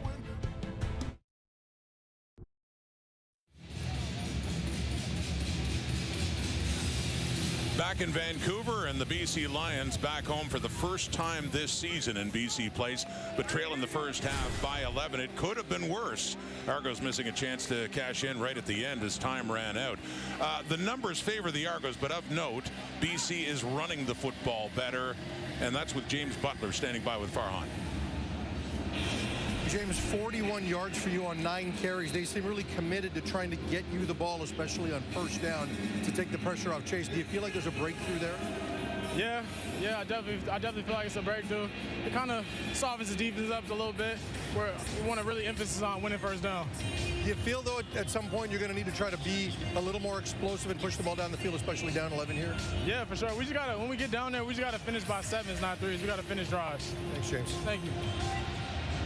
But as mentioned, for Buck Pierce and the Lions, they at least can take some solace in the fact that the Argos had a chance for at least a field goal before the end of the half when the clock ran out. So it is, instead of 20-6, a 17-6 game, and the Lions will kick off. The Argos get the ball first. There is Janarian Grant back after missing last week's game against Hamilton with a knee injury, and he is back there with Sam Hicks. Toronto looking for their 3rd win of the season, as they too will be finally heading home after a bye next week and getting to BMO Field. And here is Grant taking it at the 20, across the 40, across the 50, and near midfield before he's finally tackled by the kicker Carl Meyer. Nick Arbuckle in for the injured Chad Kelly. We remember this looking back 2 years ago when he was thrust into the starter's role, ended up being the Grey Cup MVP in Toronto's victory. Yeah, culmination. We talked about him coming on in relief at Chad Kelly in the East Final that year. Hadn't played a lot through the season, but was certainly ready to go at the most important time.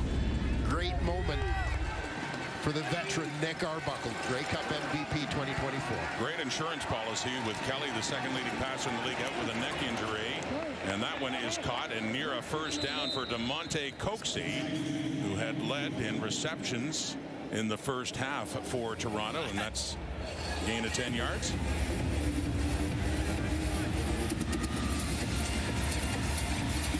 Second and inches, so just about 10 yards. 10 yards minus just a couple. No big bodies into the game. Here for the Toronto Argonauts. I'm used to seeing Nick Arbuckle come in on occasion in the short yardage plays, and stays in here now. And handing off, and it stopped right at where they needed to be, and then an extra lunge anyway. They did get the first down. And that was Isaiah Smith, the rookie with the football. Yeah, I wondered, being a 2nd down rather than a 3rd down situation, if the Argos might take the free shot there, particularly given the field position on their opponent's side of midfield. But playing it safe, get the first down, live to fight another day. Argos looking to make the most here after a missed opportunity to put some points on the board right at the end of the first half. To open the second half, it is knocked away coming in, and that is TJ Lee out of the secondary coming in and getting the hands up on Arbuckle to deflect it away, and it's a 2nd down and 10.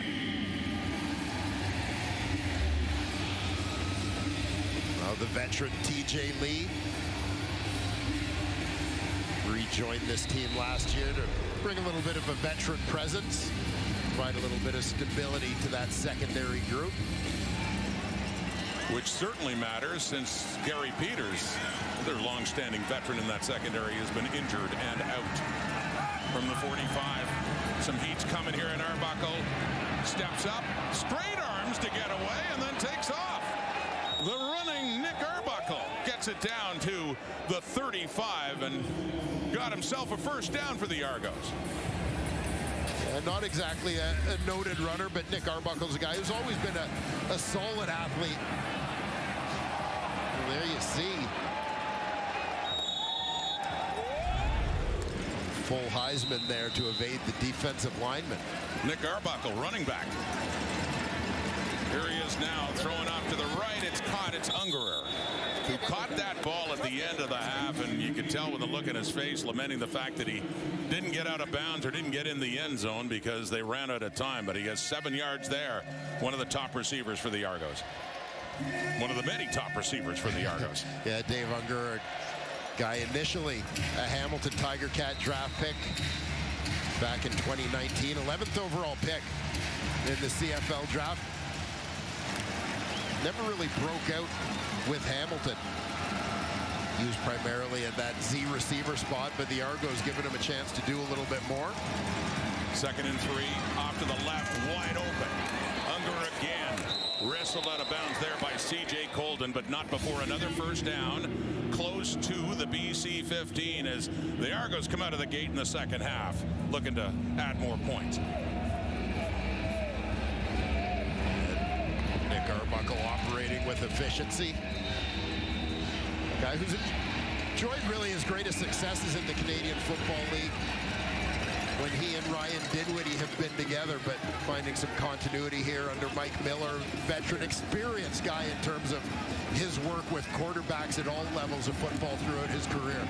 Quickly to the right, and no, incomplete. That's Ungerer again, the intended receiver, but a little bit low. Couldn't hang on in this 3rd trip to the red zone here for the Argos. Look back at the end of the first half. Dave Ungerer caught that pass with just a few seconds left in the first half. Made the decision to try and score rather than getting out of bounds and getting the clock stopped. At 40, it certainly didn't help on the tackle that he stayed up for a little bit too as that clock was ticking away. Didn't go down right away. 8th play of this drive. Argos pressing. Arbuckle running out of time again. He shovels it off to Smith, who couldn't hang on. That's a forward pass. It's an incomplete pass as Smith could not catch it. And now we're looking at a field goal situation for Toronto. Yeah, and Smith got his hands on it, probably a little bit caught off guard by the underhand flip there from his quarterback. Wanted to turn upfield, didn't he? Yeah, I was going to say more than anything, yeah, guilty of wanting to run before he had full control of that football. Brady Lidster, first CFL game, he's 1 for 1. Put down by James Burnham, put through by Lidster in his debut. 2 for 2.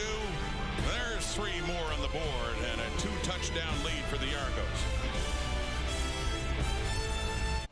Chase Bryce and the Lions offense on the field for the first time in the second half. His numbers 40, 8 of 14 for 89 yards so far. Yeah, definitely some flashes, but a slow start for Chase Bryce in this one. Took him a little while to get going. Seemed like maybe once they got James Butler in that ground game activated a little bit, Bryce found some momentum, but look for the young quarterback here to find a little bit more consistency. Throwing now on first down, completing it to Kieran Boisant. Gets hit there by James Caesar, and the tackle there by Derek Sluka, but good pickup of 9 yards, 2nd and short ahead.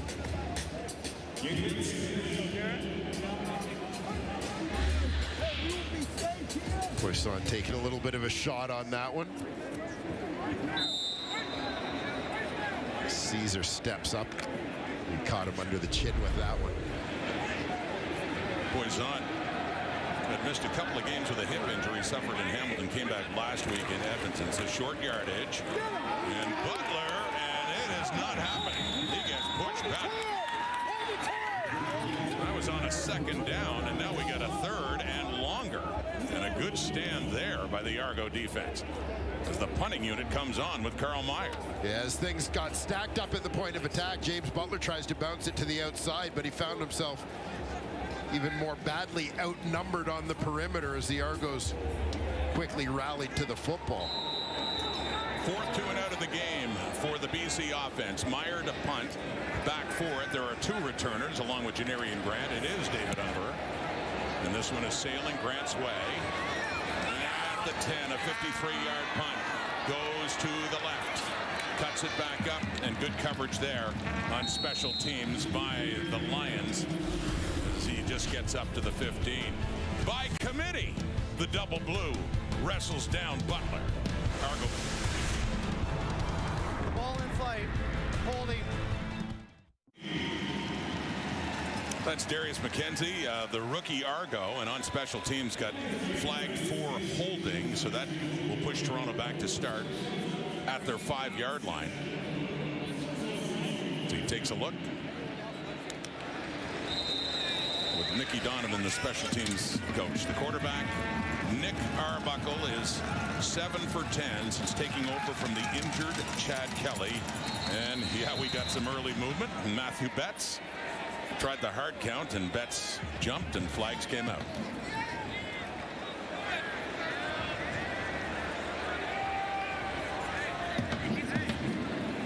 It looks like the Procedure. Argos. Toronto, number 68.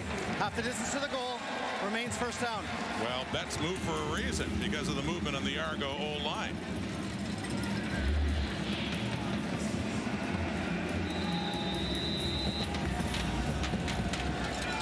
Saw a little lean there from the left tackle, Desmond Bland.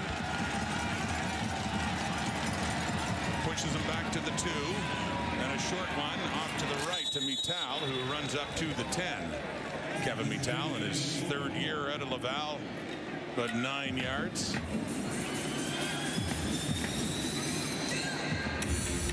One of the top picks in the CFL draft in 2024, and as mentioned, went on to win a Grey Cup in his rookie year and scored a touchdown right here at BC Place in that game. Followed that up with a monstrous campaign in 2025 as he became a starter, over 100 receptions for him last year. And a great start statistically in this year, and pressure coming, and it's short of Coxie on that 2nd down and 4. So the second 2 and out for the Argos, as they will be forced to punt it away deep in their zone. Lions should get it back in pretty good shape. And you're going to see the blitzing linebacker here, 42, Parker McKenna, right on the left side of your screen. Gets his hands up, impacts the throwing lane for Nick Arbuckle on that one. James Burnap, the punter for the Argos, Jaden Williams, and just inside the BC 50 after a 52-yard punt, and good coverage there. Derek Sluka and a Darius Pickett to take down Williams. BC football trailing by 14 halfway through the 3rd quarter. For Buck Pierce, this is finally a trip home to BC Place for the first time this season, but where they left off in 25, pretty impressive if you go back almost a calendar year, Dwayne. 6 straight wins, including the playoff game against the Stampeders last November the 1st. Yes, we won't talk about why this stat is slightly skewed. Yes, yeah. When you put in the calendar year part. Yeah. And a pretty good run, though, certainly down the stretch last season, as you mentioned. They had a slow start last season and really came on, though. And Nathan Rourke, a big part of that, of course, and can't play in this game because of a shoulder injury last week. Here's Chase Price. Going to work, Sean Lemon, who has over 100 sacks in his career, gets his first since returning to the Argonauts. This is his first game back, and he's known for sacking quarterbacks, and he adds this to his total there. Yeah, Sean Lemon, number 42, doing what he does best. Just keeps the motor running after he gets around the edge, and no doubt this one's going to feel pretty good for Sean Lemon. Been a long time coming. I believe that's career 104 for Sean Lemon. 2nd and 21. Bryce flushed out, throws it, caught on the run there by Butler. Doesn't get all of it back. A good pickup, but it'll still be short of the first down. They got 18 yards, and it's 3rd down ahead here. Yeah, Buck Pierce kind of waiting for the spot here. Let's see where they put it down. It's across midfield into the Argos zone, but they had to get to the Toronto 50. Yeah, offense is staying out there.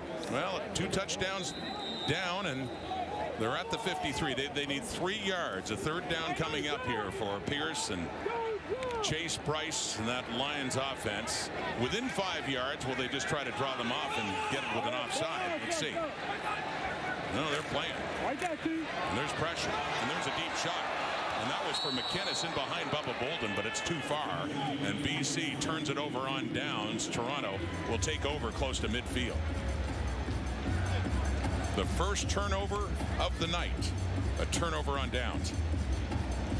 Yeah, a little bit of a calculated risk here. You're going to see McInnes working to the corner, but given the field position, the score, maybe feeling like they wanted to try and get some momentum here, but just unable to connect. And news from the Argonauts that Chad Kelly, injured in the first half, is officially done for the day. A flag coming out here before the Argos could run a play. Darnell Sankey, who took the penalty on the hit on Kelly back late in the first half.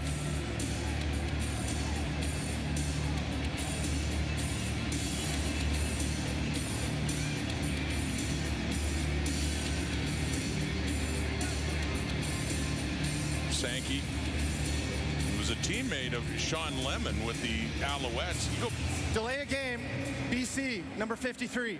It's a 10-yard penalty, first down. So a delay a game against Darnell Sankey there, and that moves the Argos up to the 47 of the Lions. Mentioning those, Sankey and Lemon were key additions in 23 for the Alouettes. Here's what happened. Yeah, watch for Darnell Sankey, the middle linebacker, realizes they're a player short on defense. So he goes and intentionally touches the ball, goes offside in effect. Faking the handoff and throwing is Arbuckle, connecting to Mackay Polk, who's had a very good night with a couple of touchdowns in the first half, and there's his 4th catch. 12-yard pickup.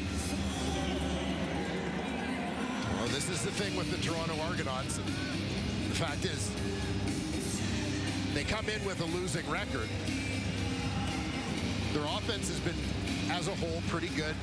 Explosive, able to put points up on the board. You've got to be able to score points to beat this team, because you're probably going to have a hard time containing them offensively. Flags out again with the snap of the ball. By the way, Mackay Polk has 91 yards receiving. Toronto, number 62. It's a 5-yard penalty and it remains first down. The left guard Ryan Hunter called on procedure, so stalling out the Argos on this drive. That'll push it back 5 right to the Lions 40.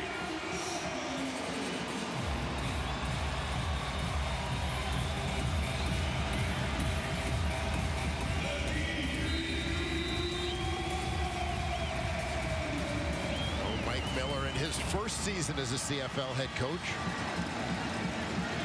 Been faced with the challenge, as we've mentioned, of being on the road, being displaced from BMO Field to start the season. 1st and 15 after faking it to Smith to try throwing it to him, and there is Sankey right in there, and a few words for the rookie right after that. He puts his sword back in. Darnell Sankey breaking that play up.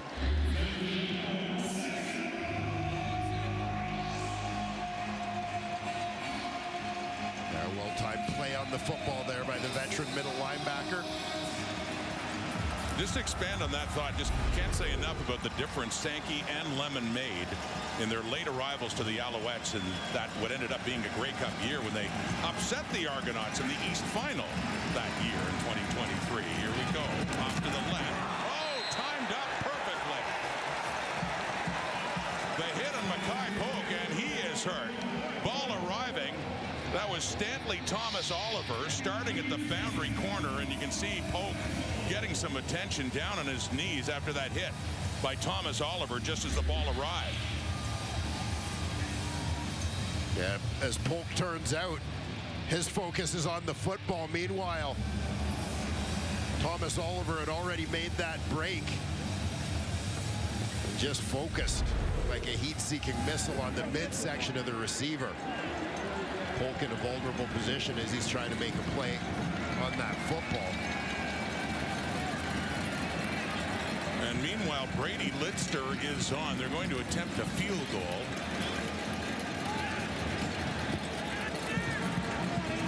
As Polk on the sideline continues to get attention to that hit by Thomas Oliver, the starting boundary corner getting inserted because of the injury to Gary Peters. And what a hit. Just after the ball arrived. And it's a combination of routes where usually you've got a go route on the inside, outside. With that out route, you're trying to occupy the corner with that go route, taking an outside release, trying to get him to sort of turn his attention away from the out route that's coming. But Thomas Oliver was not fooled at all by that, recognized what was going on, and got a huge jump on Mackay Polk on that one. Lidster from 47. And the rookie is 3 for 3. Brady Lidster in his first CFL game. And puts 3 more on the board for the Argos, who increase their lead late in the third quarter to 23-6.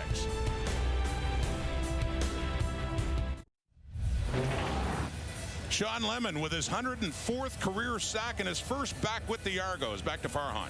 Yeah, Sean considers this like riding a bike. He's done this before. He comes in, compares the situation to 2023 when he was with Montreal, came in after a few games. The team was kind of languishing at that point. Eventually, they got to a Grey Cup.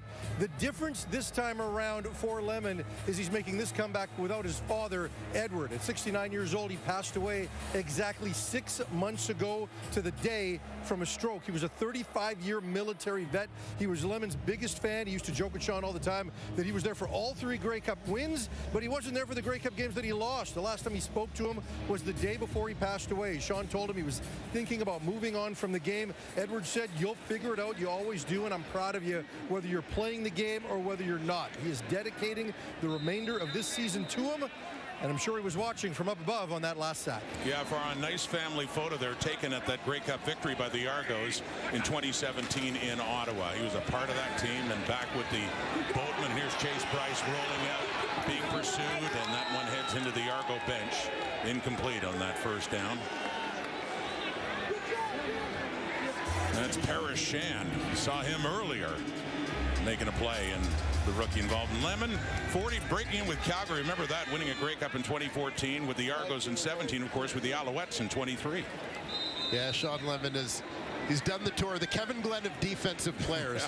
Essentially, Kevin Glenn, who played for all 9 CFL franchises over the course of his career. Sean Lemon's got most of them covered, not quite all. And back in double blue for a third time. And catching it on the run is Butler up near midfield. And that pass by Bryce, and it's a first down BC, 14-yard pickup. That quick hitter there for Bryce. And credit Bryce on the previous play as well. I know it sounded like a little frustration from the fans, but the throwaway allowed him to avoid losing yards and protect that field position. Shorter pass, Isaac D'Arcangelo is right there, and that's Justin McInnes, who in terms of receptions has had a quiet day. That's his first catch for the league's leading receiver a couple of years ago, and one of the top receivers in yardage last year as well. Objectional conduct against the Toronto bench. It's 10-yard penalty, first down. So Justin McInnes, after the catch by Justin McInnes, announcing that penalty, the bench penalty against the Argos that'll move BC further down. Keep an eye. Yeah, right where the flag was thrown. Defensive coordinator Greg Quick was flagged there just because he was essentially on the field, something they're trying to crack down on a little bit this season. We saw that earlier this season against Montreal, called for that reason. So it's a 1st and 10 from the Argo 43. It's caught inside the 30 and more. Keon Hatcher. Good tackle there by Bubba Bolden, who could have, if he hadn't got him, Hatcher could have broken away and got a lot closer to the end zone, but it's a big first down for BC, 21 yards. And a big throw for Chase Bryce. You're going to see him take a hit as he delivers this one, but stands in there. Deliver the strike to Keon Hatcher. the CFL's leading receiver last year. He and McInnes going back-to-back, keeping the receiving title in BC. Lions are 3 scores down, 17 points. Got to be thinking touchdown even this early. Minute and a half to go till three-quarter time. It is caught down near the 10 as this drive will continue for the Lions. That is Keon Hatcher again, the CFL's leading receiver in 2025. 11 more yards.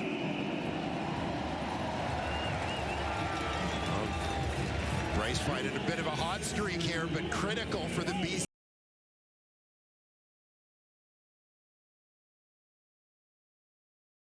That when they get into this territory, it's got to end with 7, not 3. Chase Bryce going to work here. Final minute, third quarter. Lions pressing with time, but running out of it and falls down. It looked like he could have got away under that pressure, but no. Back at the 20 and lost yardage for the Lions.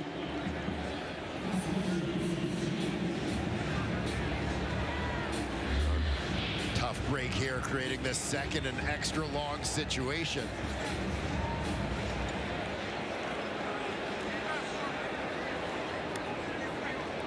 It is possible for the Lions to get a first down without scoring. It would put them down to about the 1-yard line. Give Ralph Hawley a sack for that. He was the last one to touch him.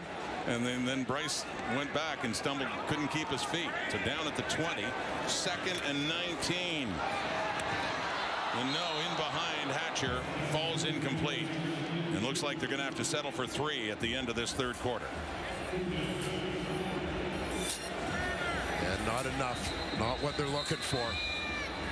In this situation. Good drive.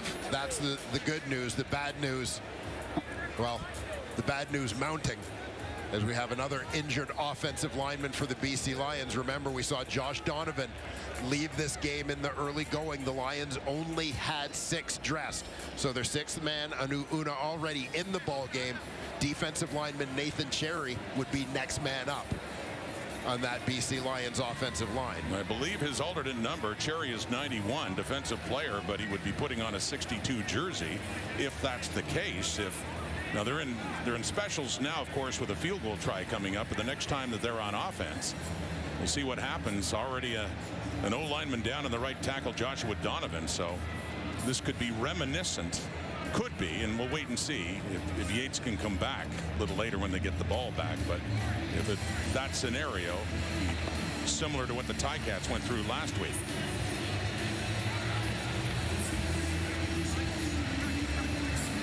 And he is quite hobbled and getting help, getting off.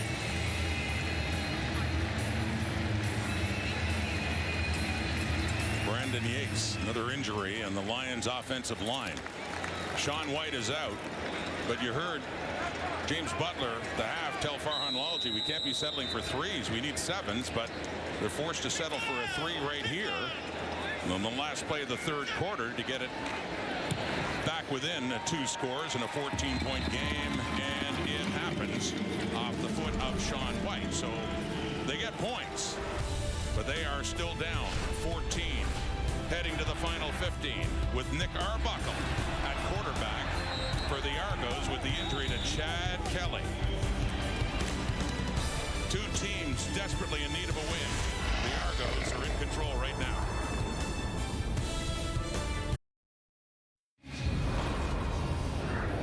This happened in the first half late. Chad Kelly tried to take off and run, and he was sliding, and Darnell Sankey hit him. It looked like a neck injury. That was the appearances. Kelly's day was done. They've announced that, and Nick Arbuckle came on. The numbers through 3 quarters. Well, the Argos had 17 points when that happened, and they've certainly had opportunities for more, but 40 for BC.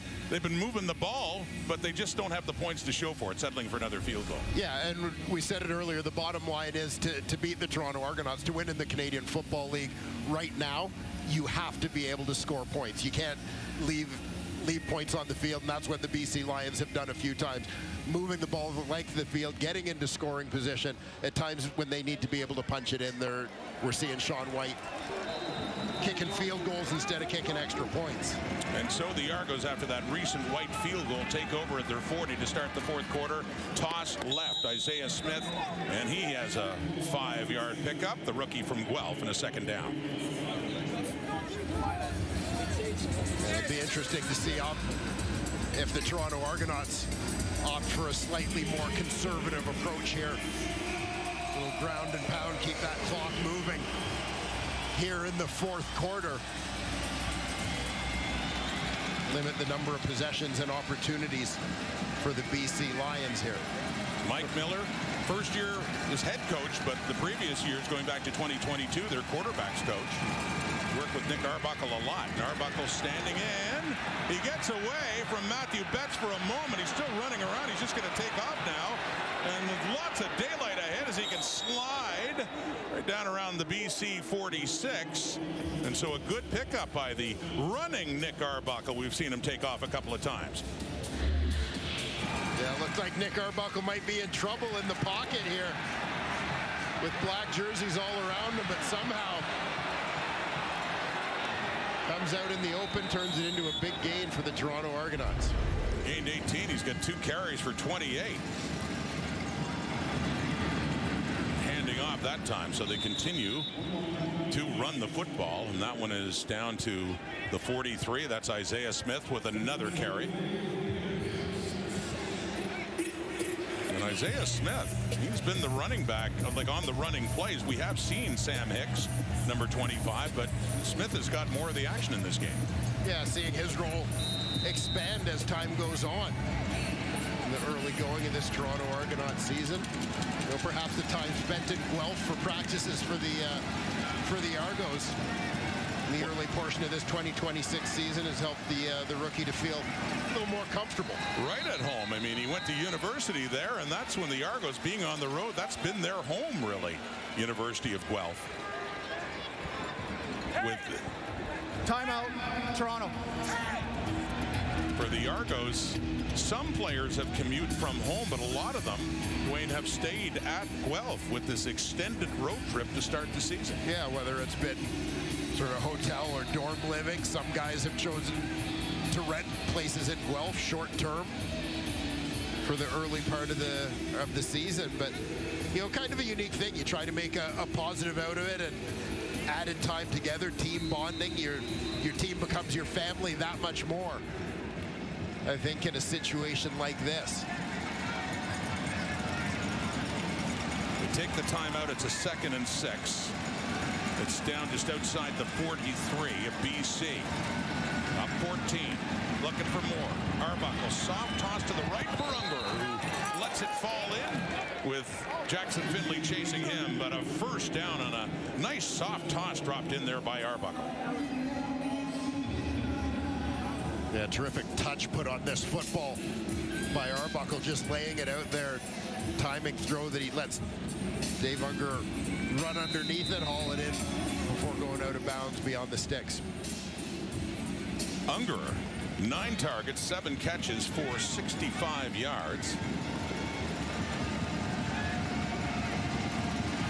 To the 34 of the Lions. 1st and 10. Pressure coming, and he can't get it away. Nick Arbuckle is sacked back at the 42. Parker McKenna, the first year weak side linebacker for the Lions, making his presence felt again. You'll see McKenna, the weak side linebacker, just coming straight down the hash, sort of blows up the block of the running back and on into the quarterback situation. Ideally, as the back in there, you'd like to step up and take that one on a little bit closer to the line of scrimmage. Gives your quarterback an opportunity to move around and make an escape. 2nd and 17, and that one got knocked at the line and falls incomplete. We got a 3rd down coming up, and what would be a long field goal try here for Toronto.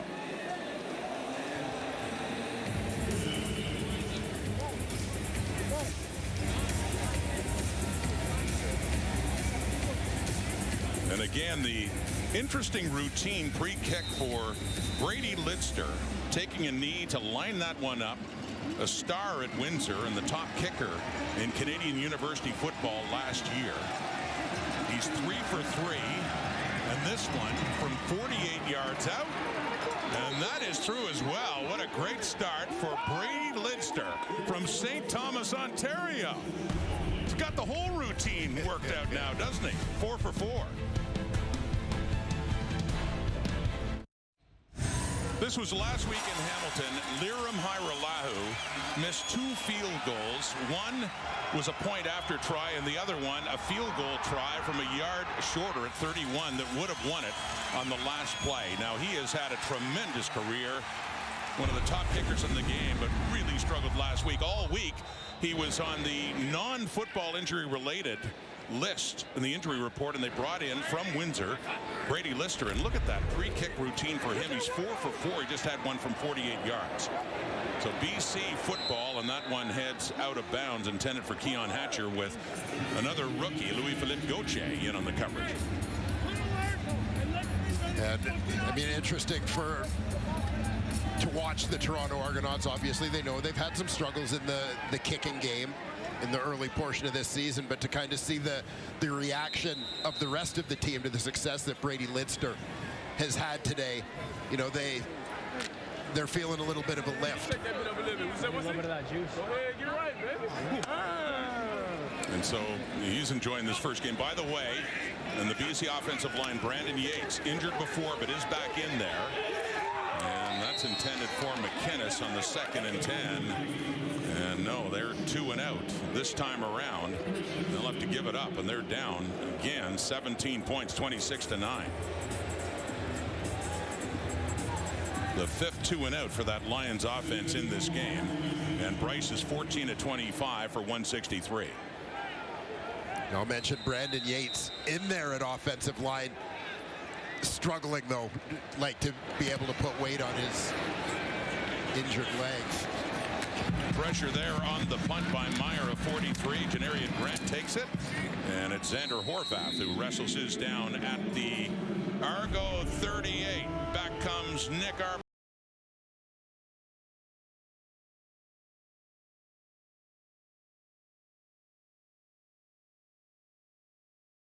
QB Caden Salter is warming up. Let's go back to Farhan. Yeah, Buck Pierce went over to Chase Bryce and gave him a pat on the back. And yeah, it certainly appears that Caden Salter is coming in. And this team just needs a spark right now. When you look at what's happening offensively, it's been pretty vanilla, pretty uninspiring right now. And the one thing Salter can give you is he can give you some escapability with his legs. He's got a live arm. He's very athletic. He showed some improvement as training camp and the preseason went. And I do think organizationally, they do want to get a look at this kid. Okay, we'll watch for Caden Salter here warming up. And there on the sweep is Sam Hicks. We mentioned how he didn't have a touch in terms of running the football. He gets that play from Arbuckle and gets around the edge in a good pickup.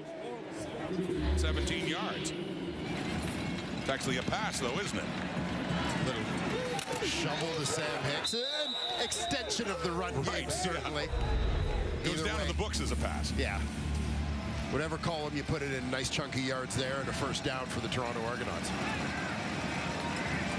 For the first year, Argo running back Sam Hicks up to midfield. And back to Hicks again, and that time just a yard. Matthew Betts in there. And there is the running play to Sam Hicks, but just 1 yard in the book. This has been kind of the MO for the Toronto Argonauts here in the 4th quarter, it seems, is just to keep that clock running. BC Lions at this point down 17. They need 3 possessions to have a shot at this football game. The Argos want to limit their opportunity to get those 3 possessions. Arbuckle the pass on 2nd and 9. It is caught. It's Tyler Common who turns it up and gets a first down. Good yardage after the catch for another one of that group of 5 receivers that have had good seasons so far, productive ones. 11 yards for Tyler Common. Yeah, Tyler Common joined the Toronto Argonauts practice roster last September after being released from an NFL tryout with the Indianapolis Colts, a late cut of the Colts, making it through camp in the preseason. Out of Division II Emporia State University, holds virtually every receiving record at that school. But learned the CFL game last year, excelling here in his first game action. Isaiah Smith, the ball carrier, nothing there at all. Casey Sales, who came over to BC this year from the Hamilton Tiger Cats, started his career with the Winnipeg Blue Bombers.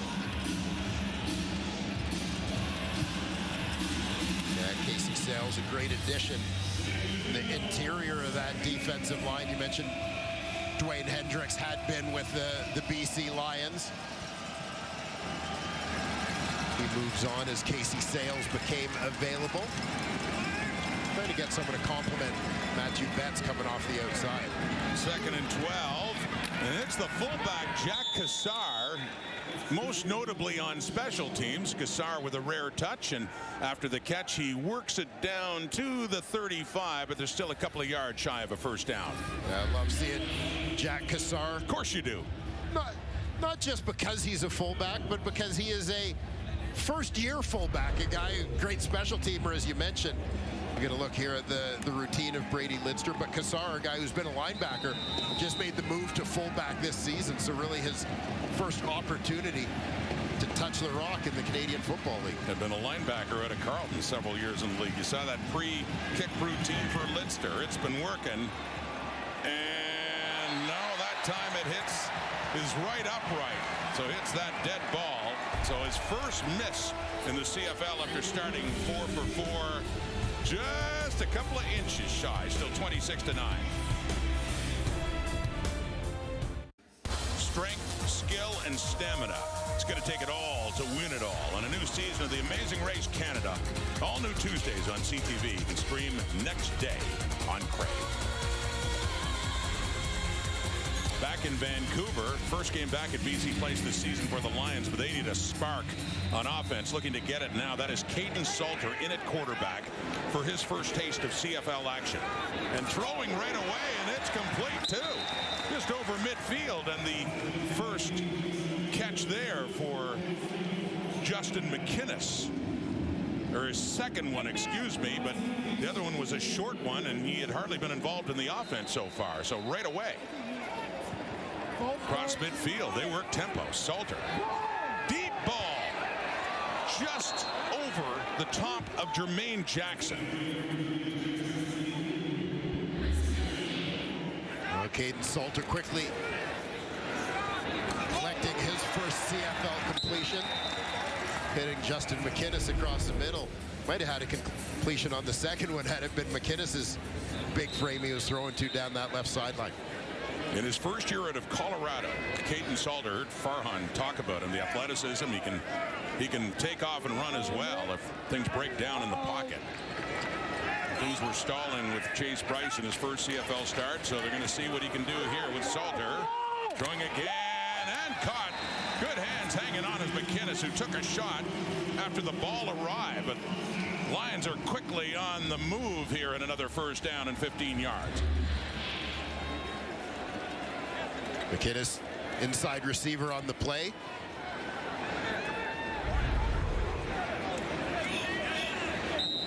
Down 17, working quickly. Inside the 40, bobbles the snap, gets it back, and is scrambling to the left, and he takes off, and he sneaks through the first tackle and gets a couple of more yards.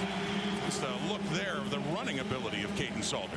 Yeah, well, I think the fans are feeling a little bit of a lift from Caden Salter entering this ball game. Couple of quick completions. Now a run for a first down. Good start for the young quarterback here. And Chase Bryce, 14 of 25, 163. They had some drives getting closer, but stalled out, had to settle for field goals in a game where you can't afford to be trading that way.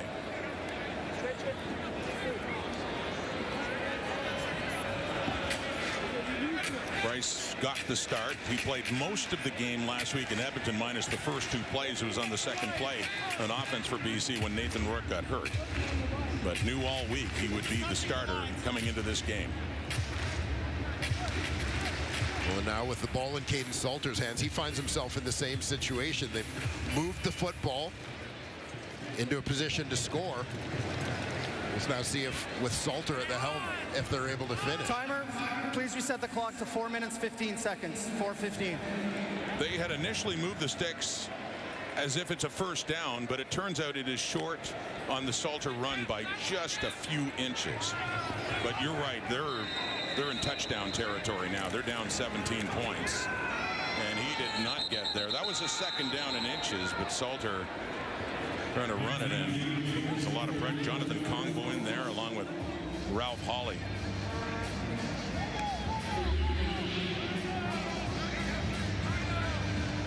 Argo D all over that one. Situation where BC really didn't want to make any substitutions. Offensively, just wanted to try and get the sticks moved as quickly as possible, but here beefing up a little bit to go after it.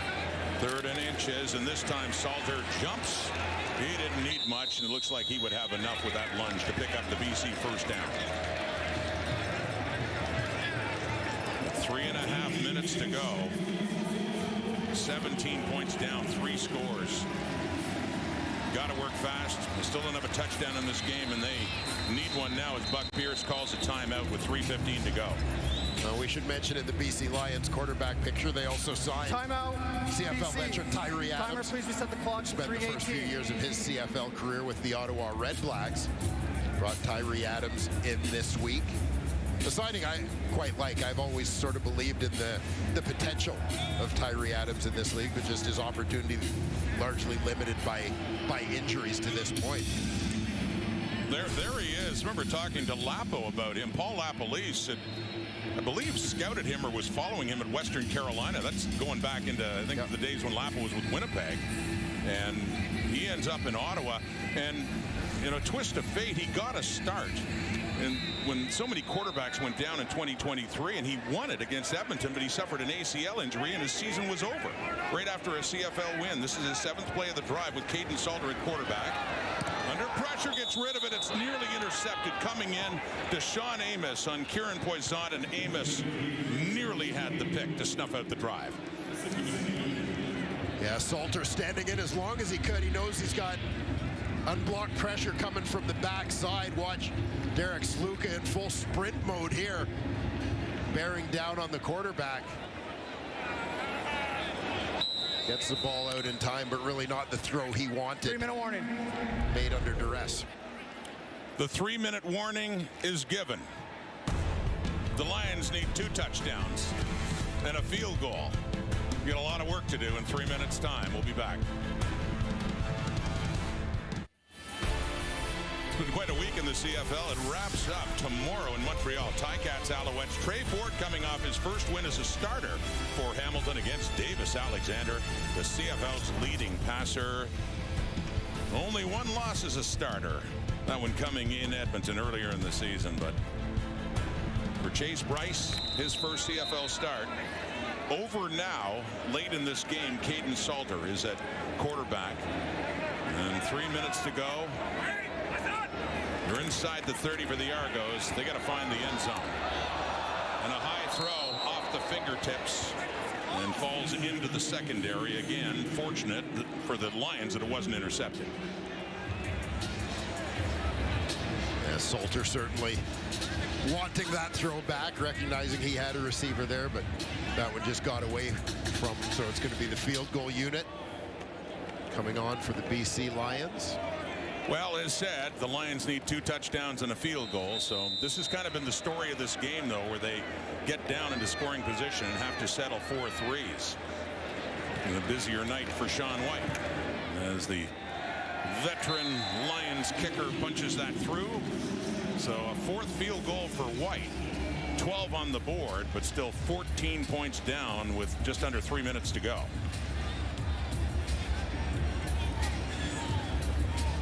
Which begs the question, are we in onside kick country now? There's Dennis McKnight, the new special teams coordinator. Yeah, I'm actually kicking deep in this situation and try and get a quick 2 and out, get the ball back in decent field position at this point. Dennis McKnight used to play for the San Diego Chargers back in the days of Dan Fouts in the early 80s.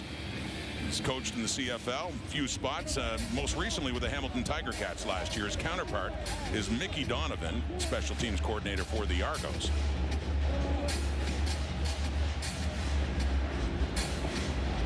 Yes, we're told that when Coach McKnight joined the Lions a couple weeks ago, the volume level at practice We had a chance to talk to him in the pregame interviews last year when he was with Hamilton. He's quite a character. Great conversation and great stories from his travels in football as player and coach. So special teams here. Carl Meyer, the kicker. Let's see what they do. They're kicking it deep. 2:50 on the clock. Argos have the ball. And that's DeMonte Coxey, who'd been back there with Janarian Grant, and Coxey gets it up across the 30. So now it's up to the BC defense, needing to force Toronto, I would think, to very quick possession. Mike Benavides, the leader of that defense. 2 and out, it'd be nice if they can get the ball back. But as said, they still have to do something on offense they haven't done all game, and that's score a touchdown.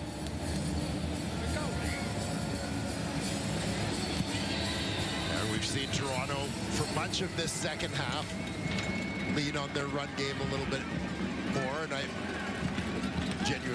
genuinely believe that's more of a game situation thing. I mean, you're not shortening your playbook because it's Nick Arbuckle at quarterback. Sam Hicks, the running back, and picks up about 5 yards.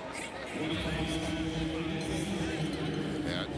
Sam Hicks and Isaiah Smith having shared the load in that backfield. Fullback Jack Cassar getting a little more action here as they go into 2-back mode. And that's Tucker Horn, number 5, beside head coach Mike Miller, the 3rd-string quarterback.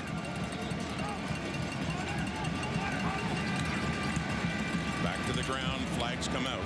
Not much doing there. So depending on the flag, could this be the 2 and out that the Lions desperately need?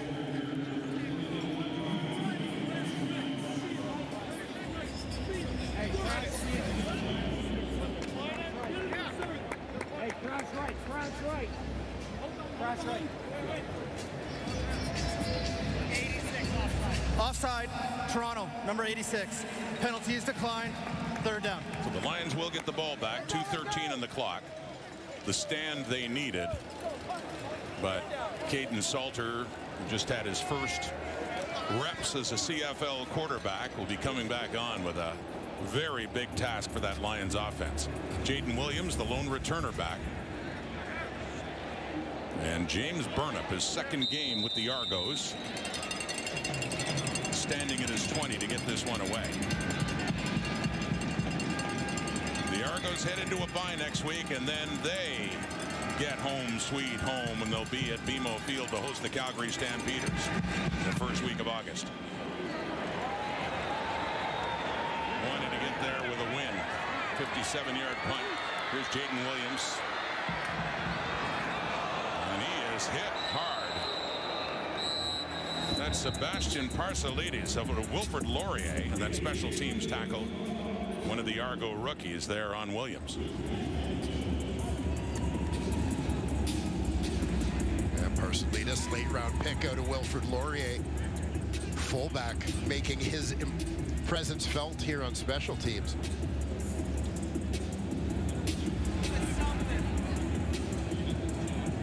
Officials try to sort things out down below.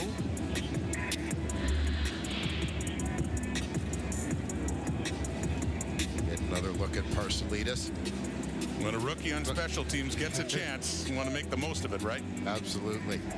You know, not a big dude. And that's really the main reason he slipped in the draft, is because of his height, not necessarily a big body at fullback, but as a person who played the position, I can tell you I greatly enjoyed watching the film. During the return, illegal block, BC number 40.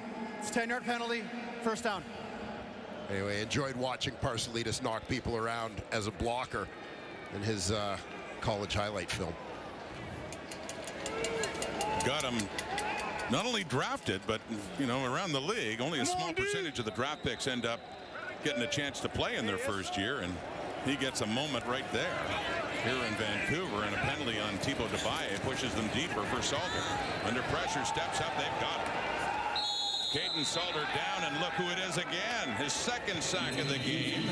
Sack number 105 in his career of Sean Lemon in his first game back with the Argos. Timeout, BC.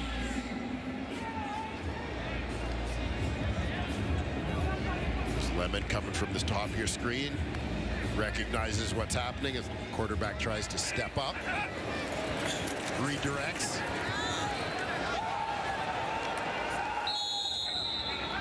Been there, done that.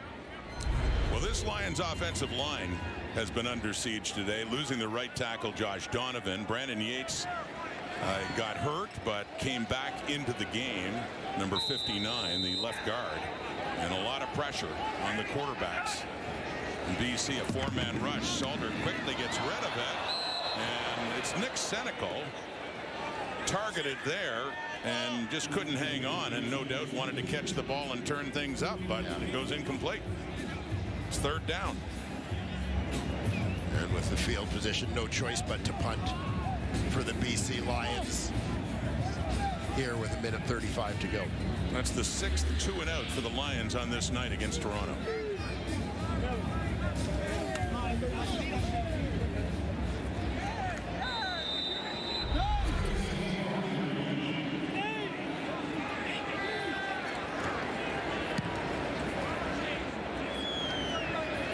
Punt by Meyer. Janarian Grant into the Lions zone to the 49 after a 48-yard punt by Carl Meyer. Yeah, flag came down near the Argo bench, basically just as the returner caught the football. No one was really in that territory in coverage yet. I suspect it'll go against the Toronto Argonauts.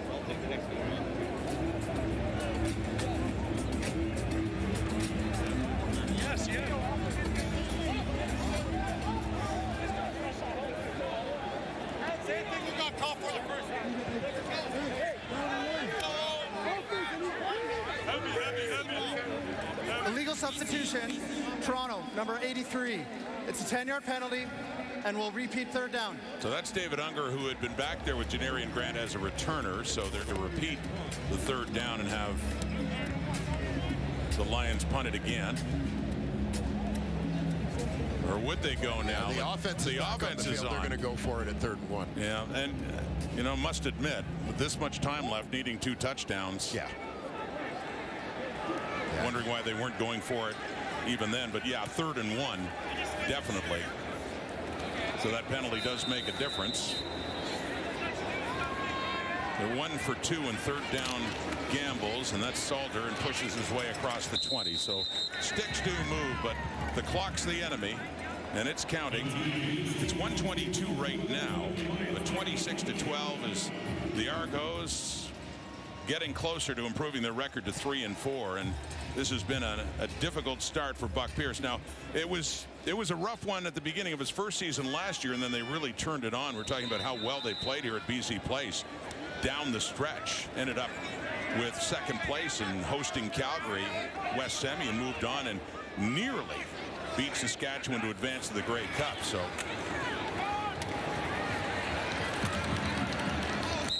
caught there, close to a first down, but going to be thinking bigger plays right now for Caden Salter.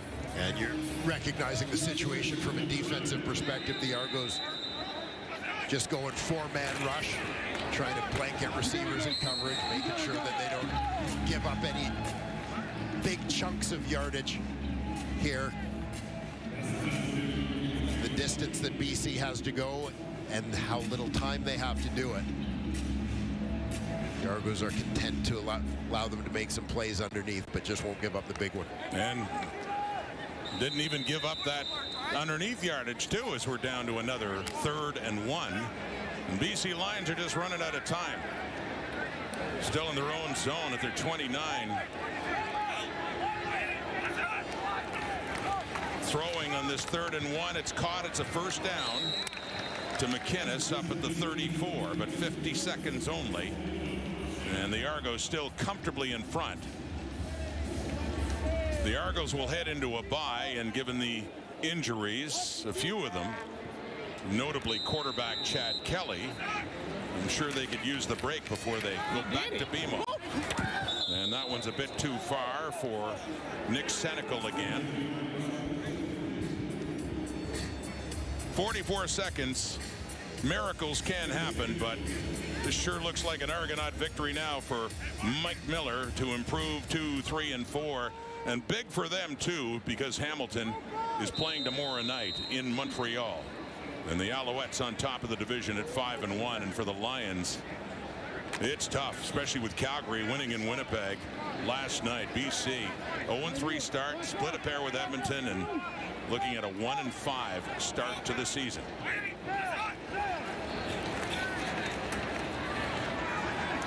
Caden Salter trying to find a receiver. He does underneath. Kieran Poisson eventually gets swarmed and tackled, and 32 seconds only left.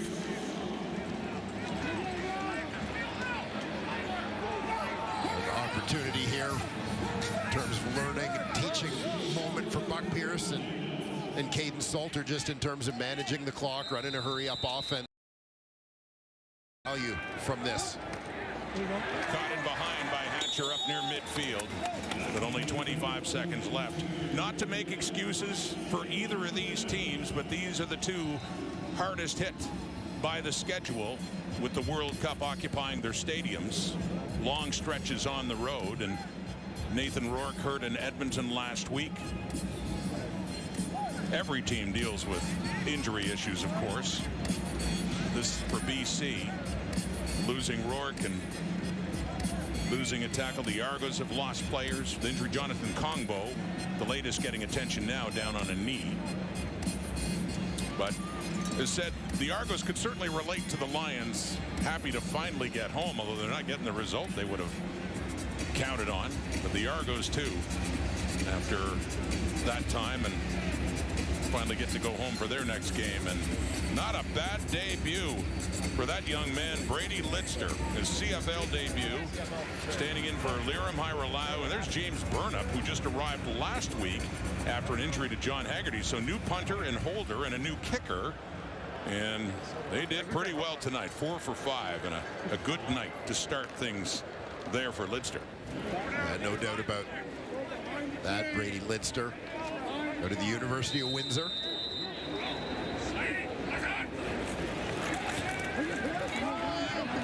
Longer pass and a beautiful catch by McInnes. In tight coverage as well as they hurry up over the ball. 17 seconds now on the clock. And they get it down to the 31. Nice catch. I mean, we've seen Justin McInnes in his career do so many impressive things, but I think every catch he's made here late in this ball game has come with an immediate hit of some kind, but always hangs on to the rock. In at 23, but ticking away. We're just about done here. Horvath. Ralph Hawley gives him a push, but Xander Horvath going down, and we're down to the last play. 2 seconds on the clock. And the BC Lions are about to fall to 1-5. And they're in Winnipeg next Thursday night. A short week for the Lions. And a big West showdown, especially now, as they don't want to fall any further behind. We don't know about Nathan Rourke. They're saying weeks, not months, with the shoulder injury. How soon? They had him on injury reserve coming in so he could continue to take part in activities with the team. They still don't know when he'll be back. Salter. End zone look. Close to the end zone. On the final play and pushed back to the 6. And no touchdown signaled on a night they just could not get a major score. And it stays that way. Ball game over. Caden Salter got a taste of CFL play, and Nick Arbuckle, that backup quarterback, has had plenty of chances in the CFL and fills in. Did what he had to do for Chad Kelly, and they had the lead. And Sean Lemon also getting a taste of the CFL again, his first game back with the Argos. Yeah, and maybe this is the theme largely, that experience reigns supreme. Teams without their starting quarterbacks, but veteran Nick Arbuckle steadies the ship, helps lead the Toronto Argonauts on to victory. Sean Lemon, in his return to the CFL, making a contribution on that side of the ball for the Toronto Argonauts to collect a big win here. BC Lions finally got to go home. Back at BC Place for the first time this year. But it's not what they were hoping for. And now the Argos get to go home after a bye week. They're at BMO for their next game against Calgary. Got the Alouettes and the Ticats tomorrow. That's it from BC Place. Thanks for watching and have a great night. So long.